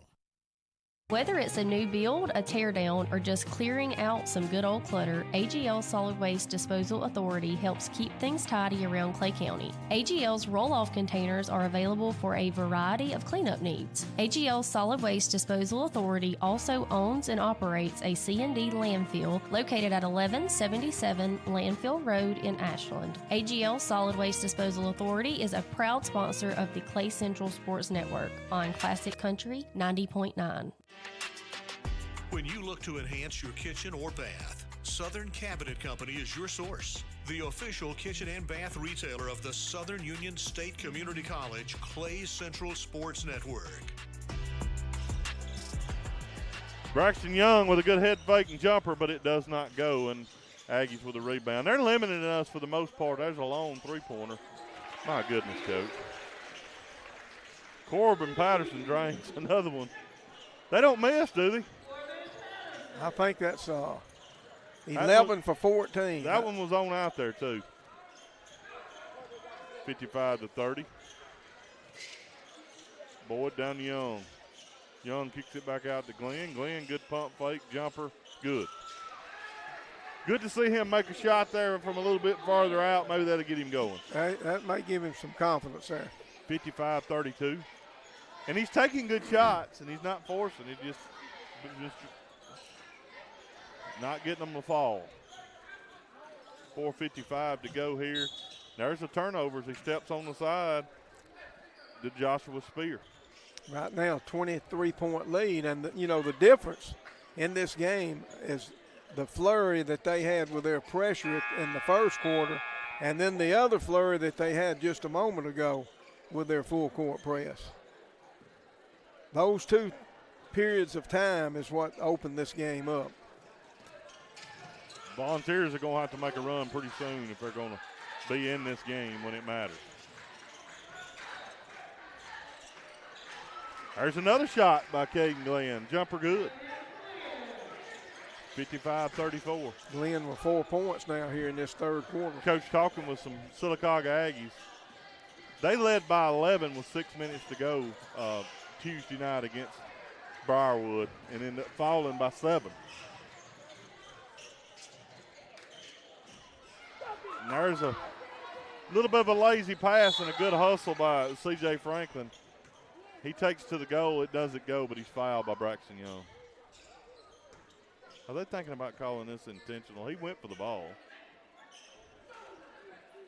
Surely they're not thinking about it. Hey, they may be talking about who the foul was on, 2 or 4. Well, now they're getting all 3 of the striped shirts together. I think they're talking. They call intentional foul. On Taylor, and they're calling on Taylor Boyd.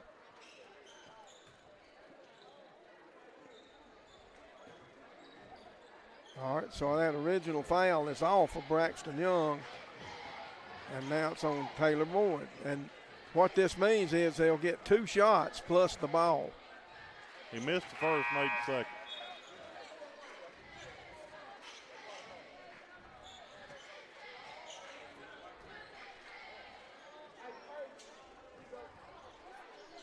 Nobody knows what to do.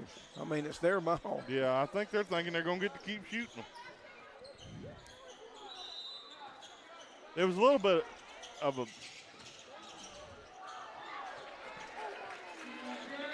good drive to the basket there by Franklin, and he lays it up and in. Yeah, just a good slash to the basket, and nobody could stop him. 24-point lead here for the Aggies. Down the hall. Hall playing hard down there, but unable to finish.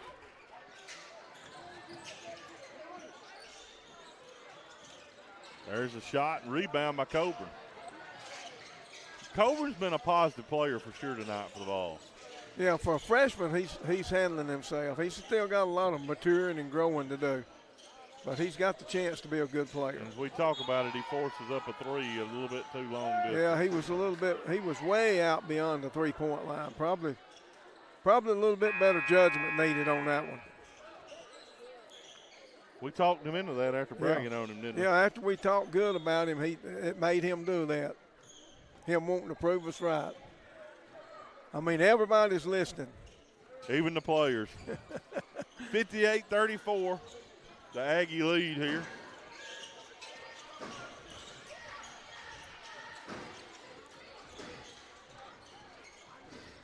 I tell you, what's he going to call? There it is. A charge is going to be called against number 2, Corbin Patterson. Well, and that was another slash to the basket that we didn't step in there and stop. I thought it was going to be a blocking foul, but we got away with one, I think. I think because, and mainly we were set up, but we were very deep under the goal. Yeah. But in high school, you don't have the. But we've got to do a better job on the ball to stop that penetration. I looked a little bit Alabama and Vanderbilt the other night, Coach. Have you ever seen such bad That's what defense? it looked like every time down the court. Both teams that night were.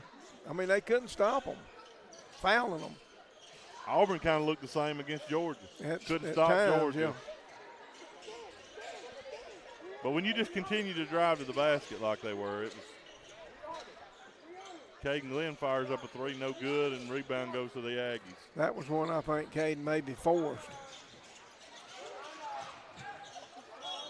Boy, JD's quick, isn't he? I mean, even in seeing things like that, JD makes moves and covers ground.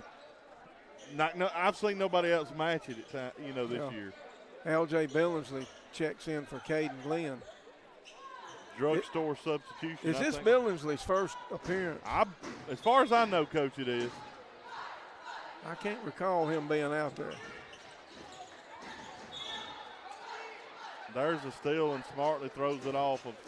Yeah, he saved that by throwing it off a Volunteer who was laying out of bounds. And now he throws it off of him again. Did Franklin. Right now, Coach, bless his heart, they're using number 15 right there, Tristan Wilson, for a target. And he's just hustling, doing what he's supposed to do. There's Wilson on the move. He's going, and he slides down. They're going to call a travel. Yeah, he was heading to the basket and planted, and just feet came out from under. I'm just wondering. I think they need to check I'm wondering if there's moisture out here on the floor. You think they would check for it after that? They didn't even go over and look. Jeremy, you got that First State Bank towel, though. Yeah, see, now, the thing is, the Sylacauga player finds it and says we need to wipe it up. I'd hate to see somebody get injured. I'm thinking there may be some humidity developing. I was going to send Jeremy down there with that First State Bank towel, but I'm glad they took care of it. He could carry a stat sheet down there and get it up. Oh, 58-34. If it continues to go like it is, the Volunteers will probably appreciate that, Coach. All joking aside, you got to give Sylacauga credit. And they turn it over here, but you got to give Sylacauga credit. I mean, they're 13-1 for a reason. They played a pretty tough schedule. And as hot as they've been tonight, they wouldn't too many teams in the state in a lot of classifications be able to beat them being as hot as they are tonight. Well, you can see some things they've got going for them. Their shooting, their defense is pretty good. Their transition game is excellent. Billingsley's point-blank shot doesn't go. L.J. Billingsley, that is. They got good length. They don't have a big guy, but they got good length. Yeah, and they got people that can slash to the basket and draw fouls, like right here. You had C.J. Franklin go to the basket there and dished off. Great move there, but they're going to call J.T. Coburn for the foul.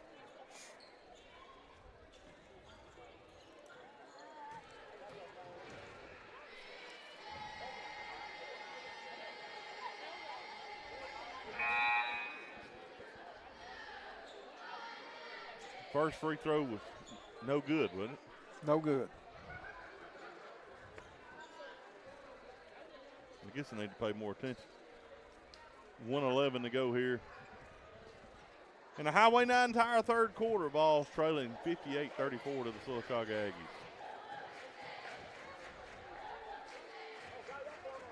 Second free throw's up, and it's no good. I mean, it is good, I should say. I was watching then and called it wrong, so I may do better when I don't watch. I don't know. Third quarter winding down here. Young with the basketball, 1:09 to go here in the Highway 9 Tire third quarter. Coburn with the ball top of the key. Over to LJ Billingsley, left wing. Billingsley, good look down to Newell. Newell pulls it back out. Newell over to Young. Pretty good movement here for the ball. Oh, Braxton with a good drive, and oh my goodness, I'm pretty sure he turned it over off his leg, but it looks like we're going to get I think Franklin maybe knocked it out. Well, it looked like it went off of Braxton's thigh, though. But hey, they're a lot closer to it than I am. It looks like we're going to get a foul by Aggie, number 11. Yeah, they are closer than you, but most of the time you get more calls right this far away than they do.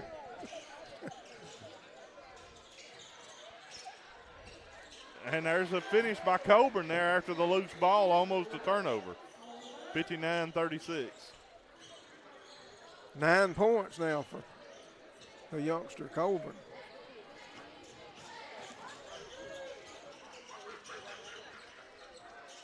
There's a shot up, no good. And Tristan Wilson couldn't gain it, knocked it out of bounds.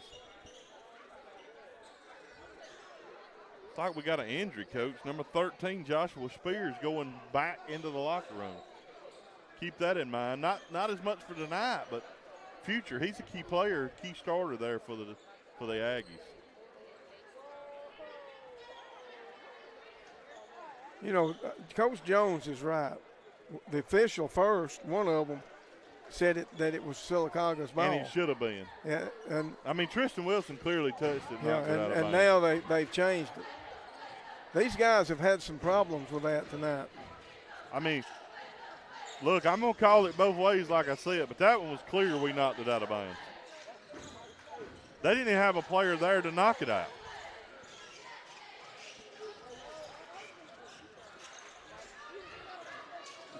Shoot it. Zion Ewell fires up the long three-pointer, kind of lost track of time, and that'll end the Highway 9 Tire third quarter with the Aggies leading 59-36.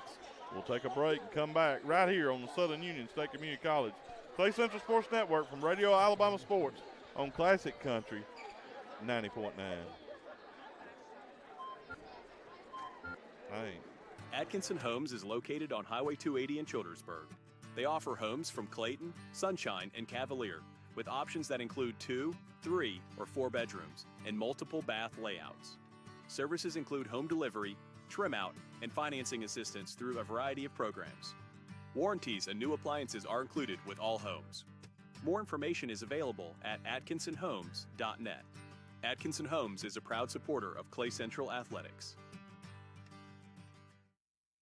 Whether you are dialing in at the range, heading into the woods, or dropping a line in the water, Bama Guns and Outfitters has the outdoor enthusiast covered. Bama Guns and Outfitters with 2 locations, 1556 Almond Street in Heflin and 59400 Alabama 77 in Waldo. Available by phone in Heflin 256-253-2635 or Waldo 256-368-5449. Also on Facebook and Instagram, Bama Guns and Outfitters proudly supports the Clay Central Sports Network on Classic Country 90.9. Blair Family Farm and Market is a local farm-to-table market tucked right into the Ashland countryside. The Blair family raises their products on the farm without antibiotics and offers a range of locally sourced products from neighbors they know and trust. In a world where food often comes boxed and far from home, Blair Family Farm and Market keeps things local. Located at 1015 Blair Road in Ashland, open Wednesdays and Thursdays from 1 to 6 and Fridays and Saturdays from 9 to 6, Blair Family Farm and Market is the official farm-to-table meat provider of the Clay Central Sports Network. Fourth quarter action is brought to you by First Capital Insurance. Now, back to the action. We come back here. Y'all got any stats there from the third?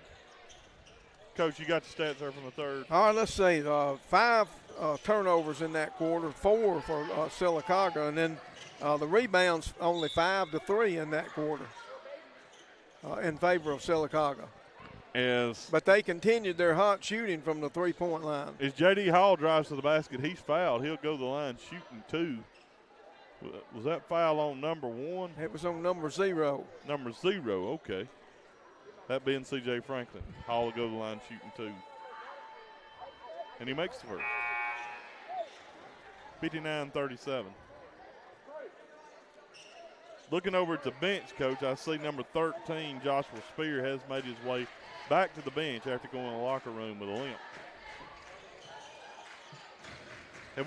We hadn't made 2 free throws in a chance all night, have we? Not consecutive, no. Yeah, we did. J.D. back in the first quarter. Okay. Probably the first free throws we shot. 59-37, 7:14 to go here in the game. And we are in the First Capital Insurance fourth quarter. Here from Sylacauga, Alabama, in a big area game.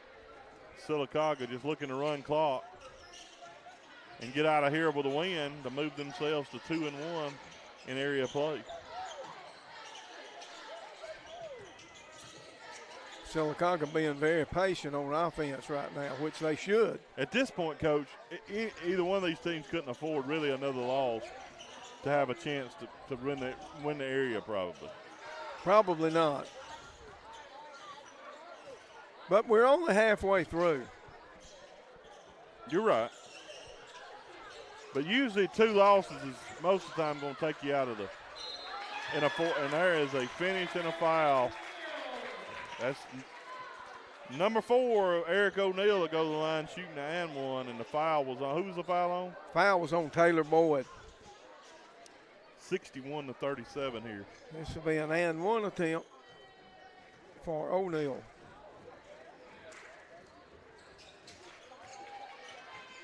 We appreciate all those watching with us on the Farr Associates Injury Attorneys video live stream tonight. Now what? Oh, Coach Giddens is going. They called Braxton Young for a technical foul right in front of the bench, and he got hit right at the scorer's table, and they didn't say nothing.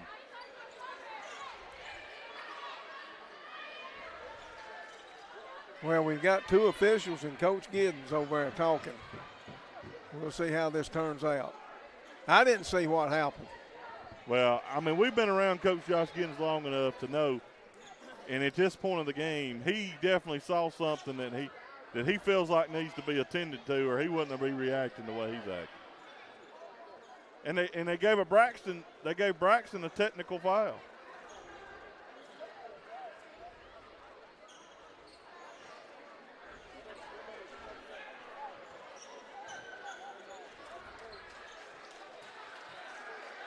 Apparently it's something that no official saw.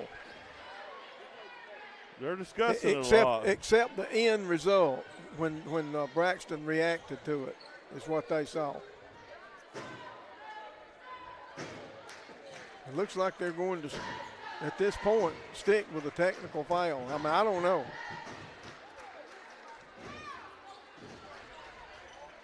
That's what we may end up with 2 here for it, so and I don't blame him. I don't think the officials saw what happened. I think they saw how Braxton reacted to what happened. And they're not going to be able to change. And there's the technical on Coach Giddens. This is going to result in 4 free throws.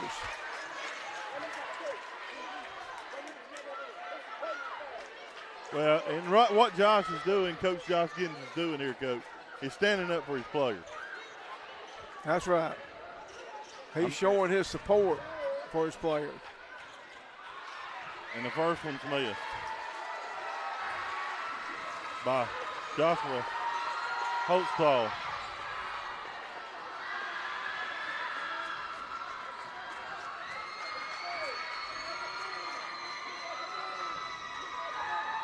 And he missed the second one. Well, and you've always heard that story about the refs. They're always going to get the second guy. And that's exactly what happened in this case. And, Coach, he missed both of his technicals. That helps. And now C.J. Franklin is going to shoot the other and he two. missed his third. They've missed 3 in a row. And the bad thing about this, they'll get the ball here as well.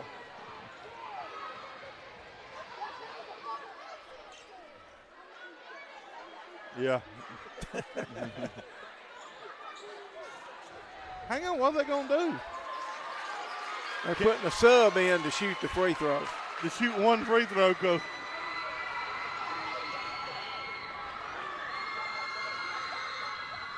He missed it too.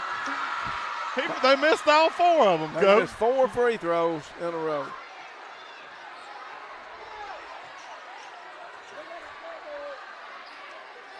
Well, our crowd on the other It side. got involved there. They're into it now. Well, we don't know what happened. The Blair Family Farm and Market fan update. The Ball fans are still here and involved. What was that whistle about? Did Coach Giddens call a timeout?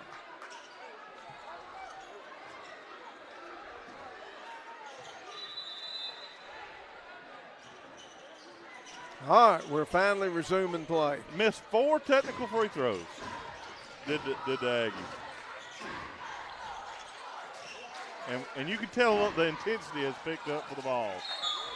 And he's just out of control there, in my opinion. He gets bailed out a little bit. Well, we haven't had any indication as to who the foul was on. Did they just call the ball out of bounds?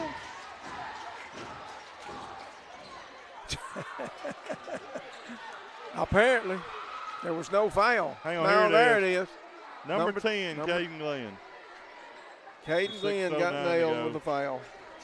And I think this is a wise timeout by the Sylacauga bench coach, Joel Jones, to get his team, because they're getting a little mouthy, and he don't need his team to get in any issues here and miss any games. So as they take this timeout, we'll take it with them right here on the Southern Union State Community College Clay Central Sports Network.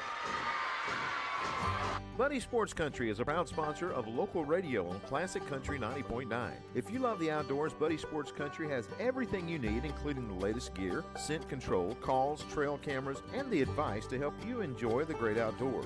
Buddy Sports Country also features a showroom absolutely full of firearms and scopes, and they're a licensed NFA dealer for suppressors. Buddy Sports Country is open 8 till 5 Tuesday through Saturday, located Highway 431 at Hollis Crossroads, where sales tax is only 6%.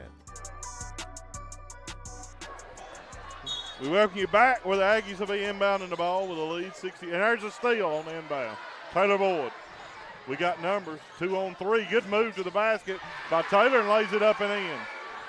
You can see some motivation here. You like to see that, Coach, for the Volunteers. Well, maybe this will carry into the next game and certainly into the next game that we play Sylacauga.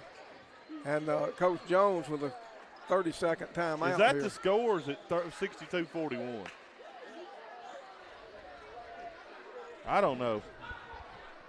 We'll take a break. We'll come back. We'll update the score when we come back right here on the Southern Union State Community College Clay Central Sports Network from Radio Alabama Sports on Classic Country 90.9. That's right. For over 50 years, Clay County Tire and Retreading has been part of the Ashland community, providing tire and vehicle services for trucks, tractors, and family vehicles. They offer custom tire recapping, front-end alignments, and commercial tire service. Located at 83531 Highway 9, Clay County Tire and Retreading carries a variety of tire brands and ordering options. Phone 256-354-2515.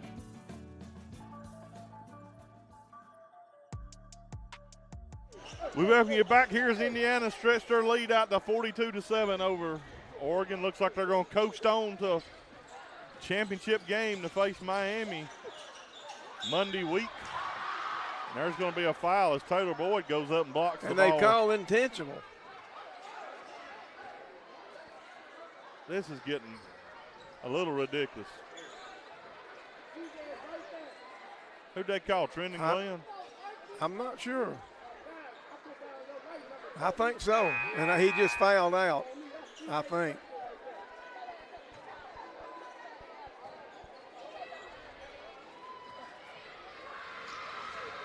Well, he didn't foul out.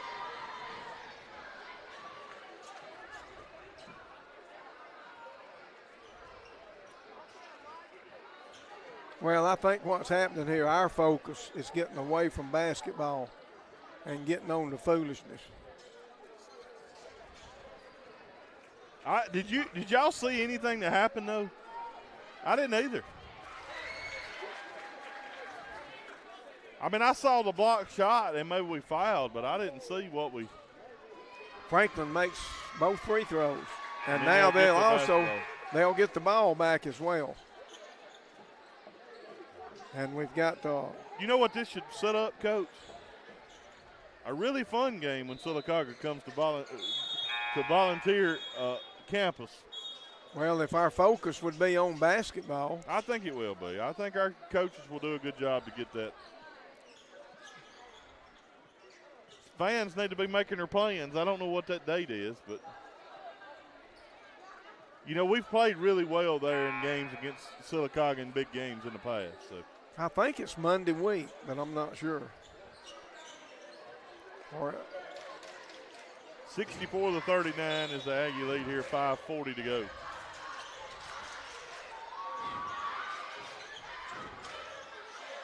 They get the ball inbounded. Good look down low. And they're going to get number 15 for the foul. Got him up in the air, Coach. That's Tristan Wilson. And he committed the foul on the way down. Monday, January 24th is when Sylacauga will come to Clay Central. 2 weeks from Monday. Will that be the last area game? Yeah, I think. We've got 2 this next week.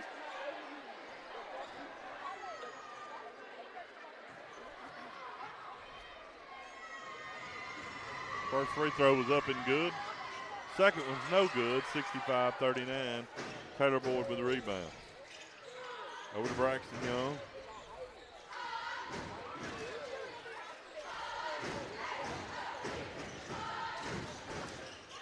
Hall lost it but regained it there with his quick hands.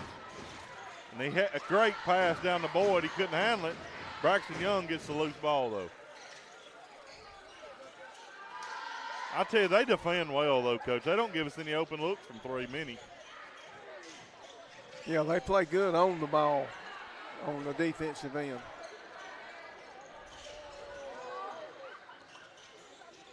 We're still running our flex cuts, looking to get the ball in the right place. Braxton Young will fire up a long 3. It hits back around, no good. If you look back though, Coach, didn't they score 27 or something in the first? It's 29 the first quarter. I mean, so they almost scored half their points in the first quarter. And it's leveled off 14 and 15 in the second and third. There's a three-pointer up and no good by Spears. Balls with the rebound, and that's Hall goes the other way. And I don't know what they just called there. I don't know how they called that. Just out of bounds, I guess. Off of them, though. I didn't think they touched it. Taylor Boyd underneath gives a wide open lay-in, 65-41.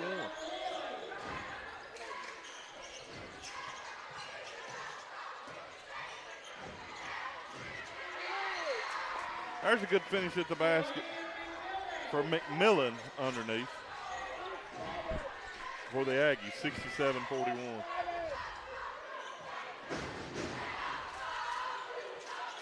Taylor Boyd fires up a long 3, and it's no good. They did say it was touched. The Volunteers will retain possession. Yeah, the official across the floor. But they're not going to change it. He said it. He told us, but they didn't change it. That's not good communication. They should have got together and talked about it. He signaled that. He was telling him that it was deflected.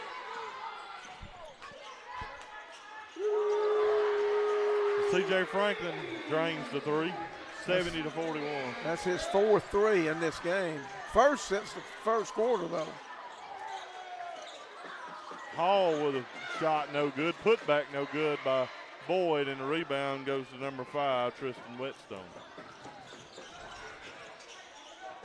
Franklin fires up another 3. It's up no good. Whetstone go. He's fouled, and Taylor Boyd come down on his foot, and he's grabbing his ankle. That's not good. Yeah, now we got Taylor limping.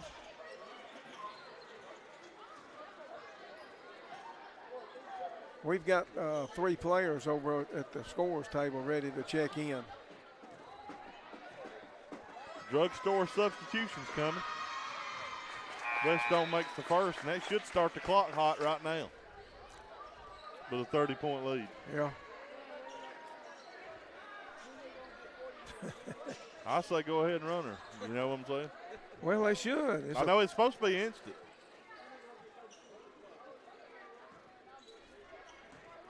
If the scoreboard's right, that is. Free throw no good. JT Copeland with the rebound.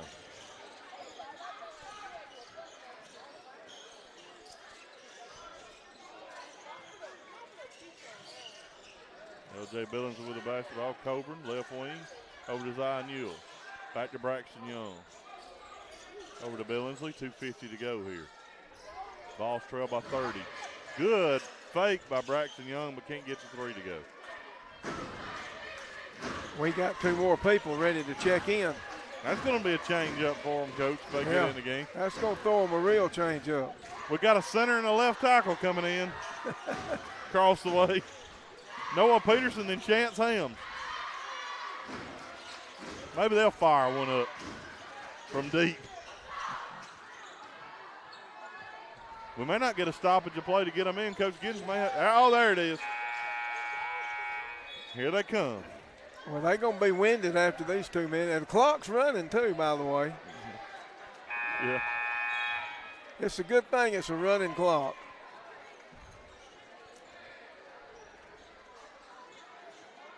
We got to get the ball in those 2 guys' hands somehow. Oh, we're moving them around down there. This is kind of fun to watch, Coach. It's hard to watch a basketball. I got to watch other things. Zion Newell fires up the 3. Peterson had the rebound. I know. And then we're going to tie him up underneath. That is going Chance Hams will. And it's our ball. We get to run an inbound play.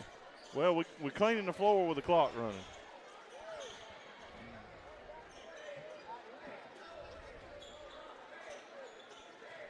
You think these 2 guys, there'll be some pretty good blockers down there on an inbound play.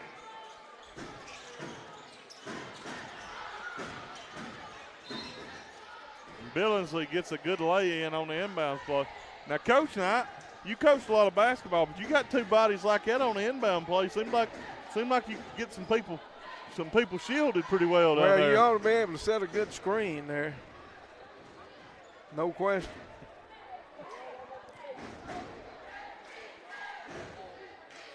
Billingsley will go to the line, shooting 2. Clock stopped. Well, they want these guys to get the play. And he made the first. Look, they didn't even come give the man a 5 when he made the free throw. They said, you got to make them both before I give you one. Golly.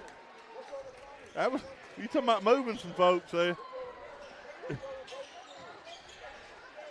He made them both, Coach. He did. LJ. 71 calmly sunk them both.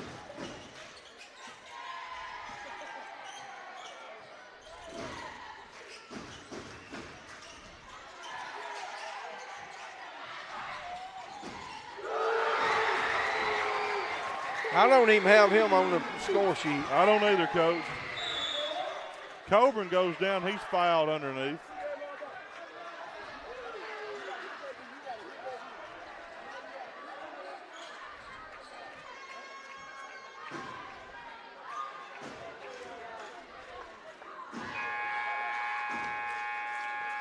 And he won't even get to shoot his free throws as the clock will run dry. 74-43. We'll get some stats.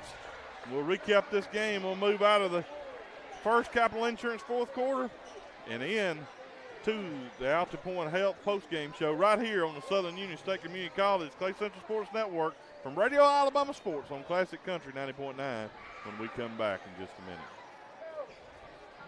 The Clay Central Sports Network is brought to you by First Capital Insurance. We value the relationships we have built over the past 30 years, and we cannot wait to begin new ones in 2026. First Capital Insurance would like to welcome you to our family this year. Whether you are looking for protection for your home, auto, farm, business, or the peace of mind that comes with a life policy, First Capital Insurance will be there when you need us.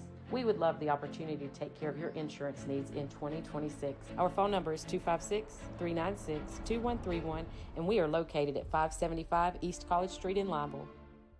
Are you tired of the old stressful car shopping? Hill Auto Sales in Lineville believes finding your next vehicle should be easy, and now they've made it even simpler. On your laptop, tablet, or phone, the website is buyfromhill.net. That's buyfromhill.net.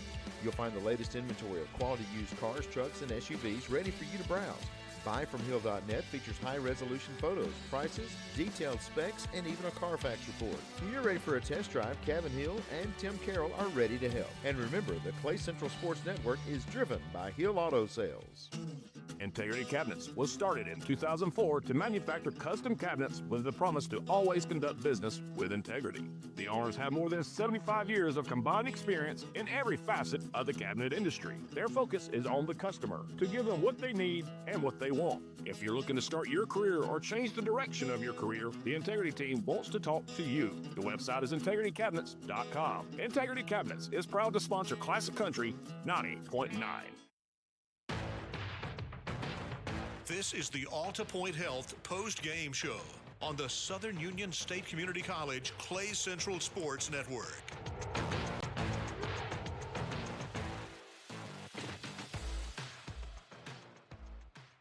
We welcome you back here to Classic Country 90.9.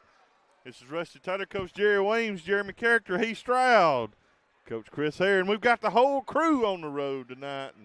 But, Coach, it wasn't a good night for Volunteers as the boys and girls fall here in area play in Sylacauga to the Sylacauga Aggies. But share some stats that Jeremy Character's worked hard on, or whatever you have to share here after these games tonight. We hit right at close to our offensive average on 43 points, but the problem is we gave up 74. And the big thing tonight in this game, the first quarter, Sylacauga jumped out, scored 29 points in that first quarter and just sailed from that point on. They created the separation, and then the Volunteers tried to play out of a hole for the next three quarters. But 13 for 21, the Aggies at the three-point line tonight, and that was certainly a big key. They had 4 men in double figures. C.J. Franklin with 17 points. They had Eric O'Neill with 11, Travion Wright with 10, and Josh Spear with 10. Meanwhile, no double-figure scores for the Volunteers. The leading scorer was Jeremiah Ford Coburn had 9 points to lead scorers tonight for the Volunteers.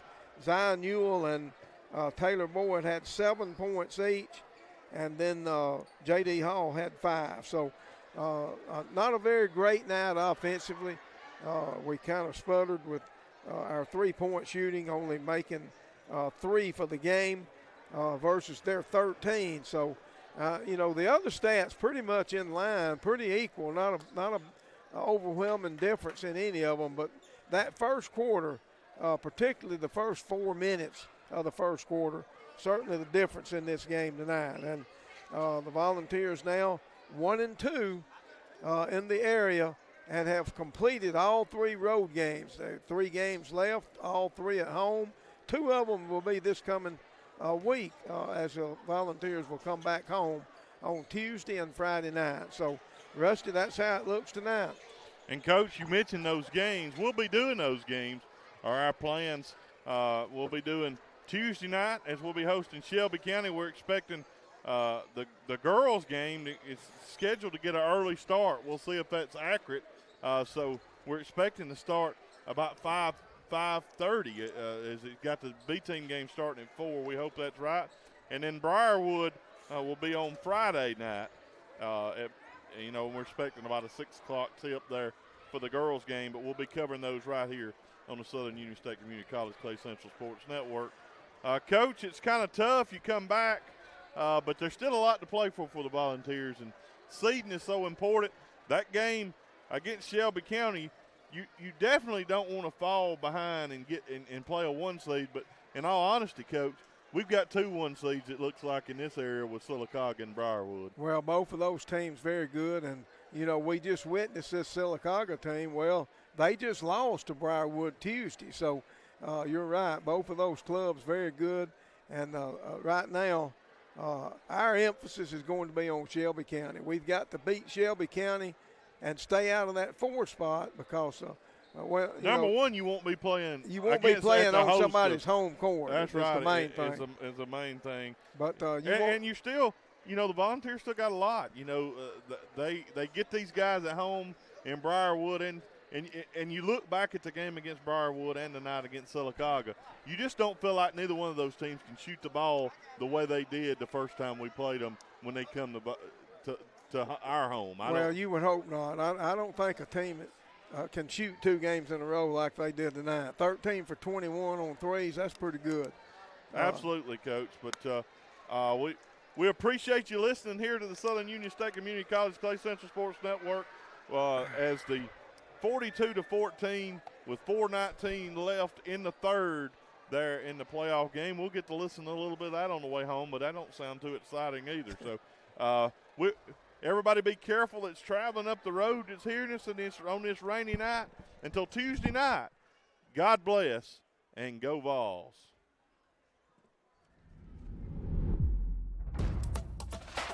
This has been a presentation of Radio Alabama Sports. This broadcast is copyrighted by Radio Alabama for the private use of our audience. Any other use of this broadcast, descriptions, or accounts of the game without Radio Alabama's consent is strictly prohibited. Thanks for listening. Classic Country 90.9 is WFAZ-FM Goodwater, Ashland, Lineville, home of the Clay Central Volunteers on the Southern Union State Community College Clay Central Sports Network.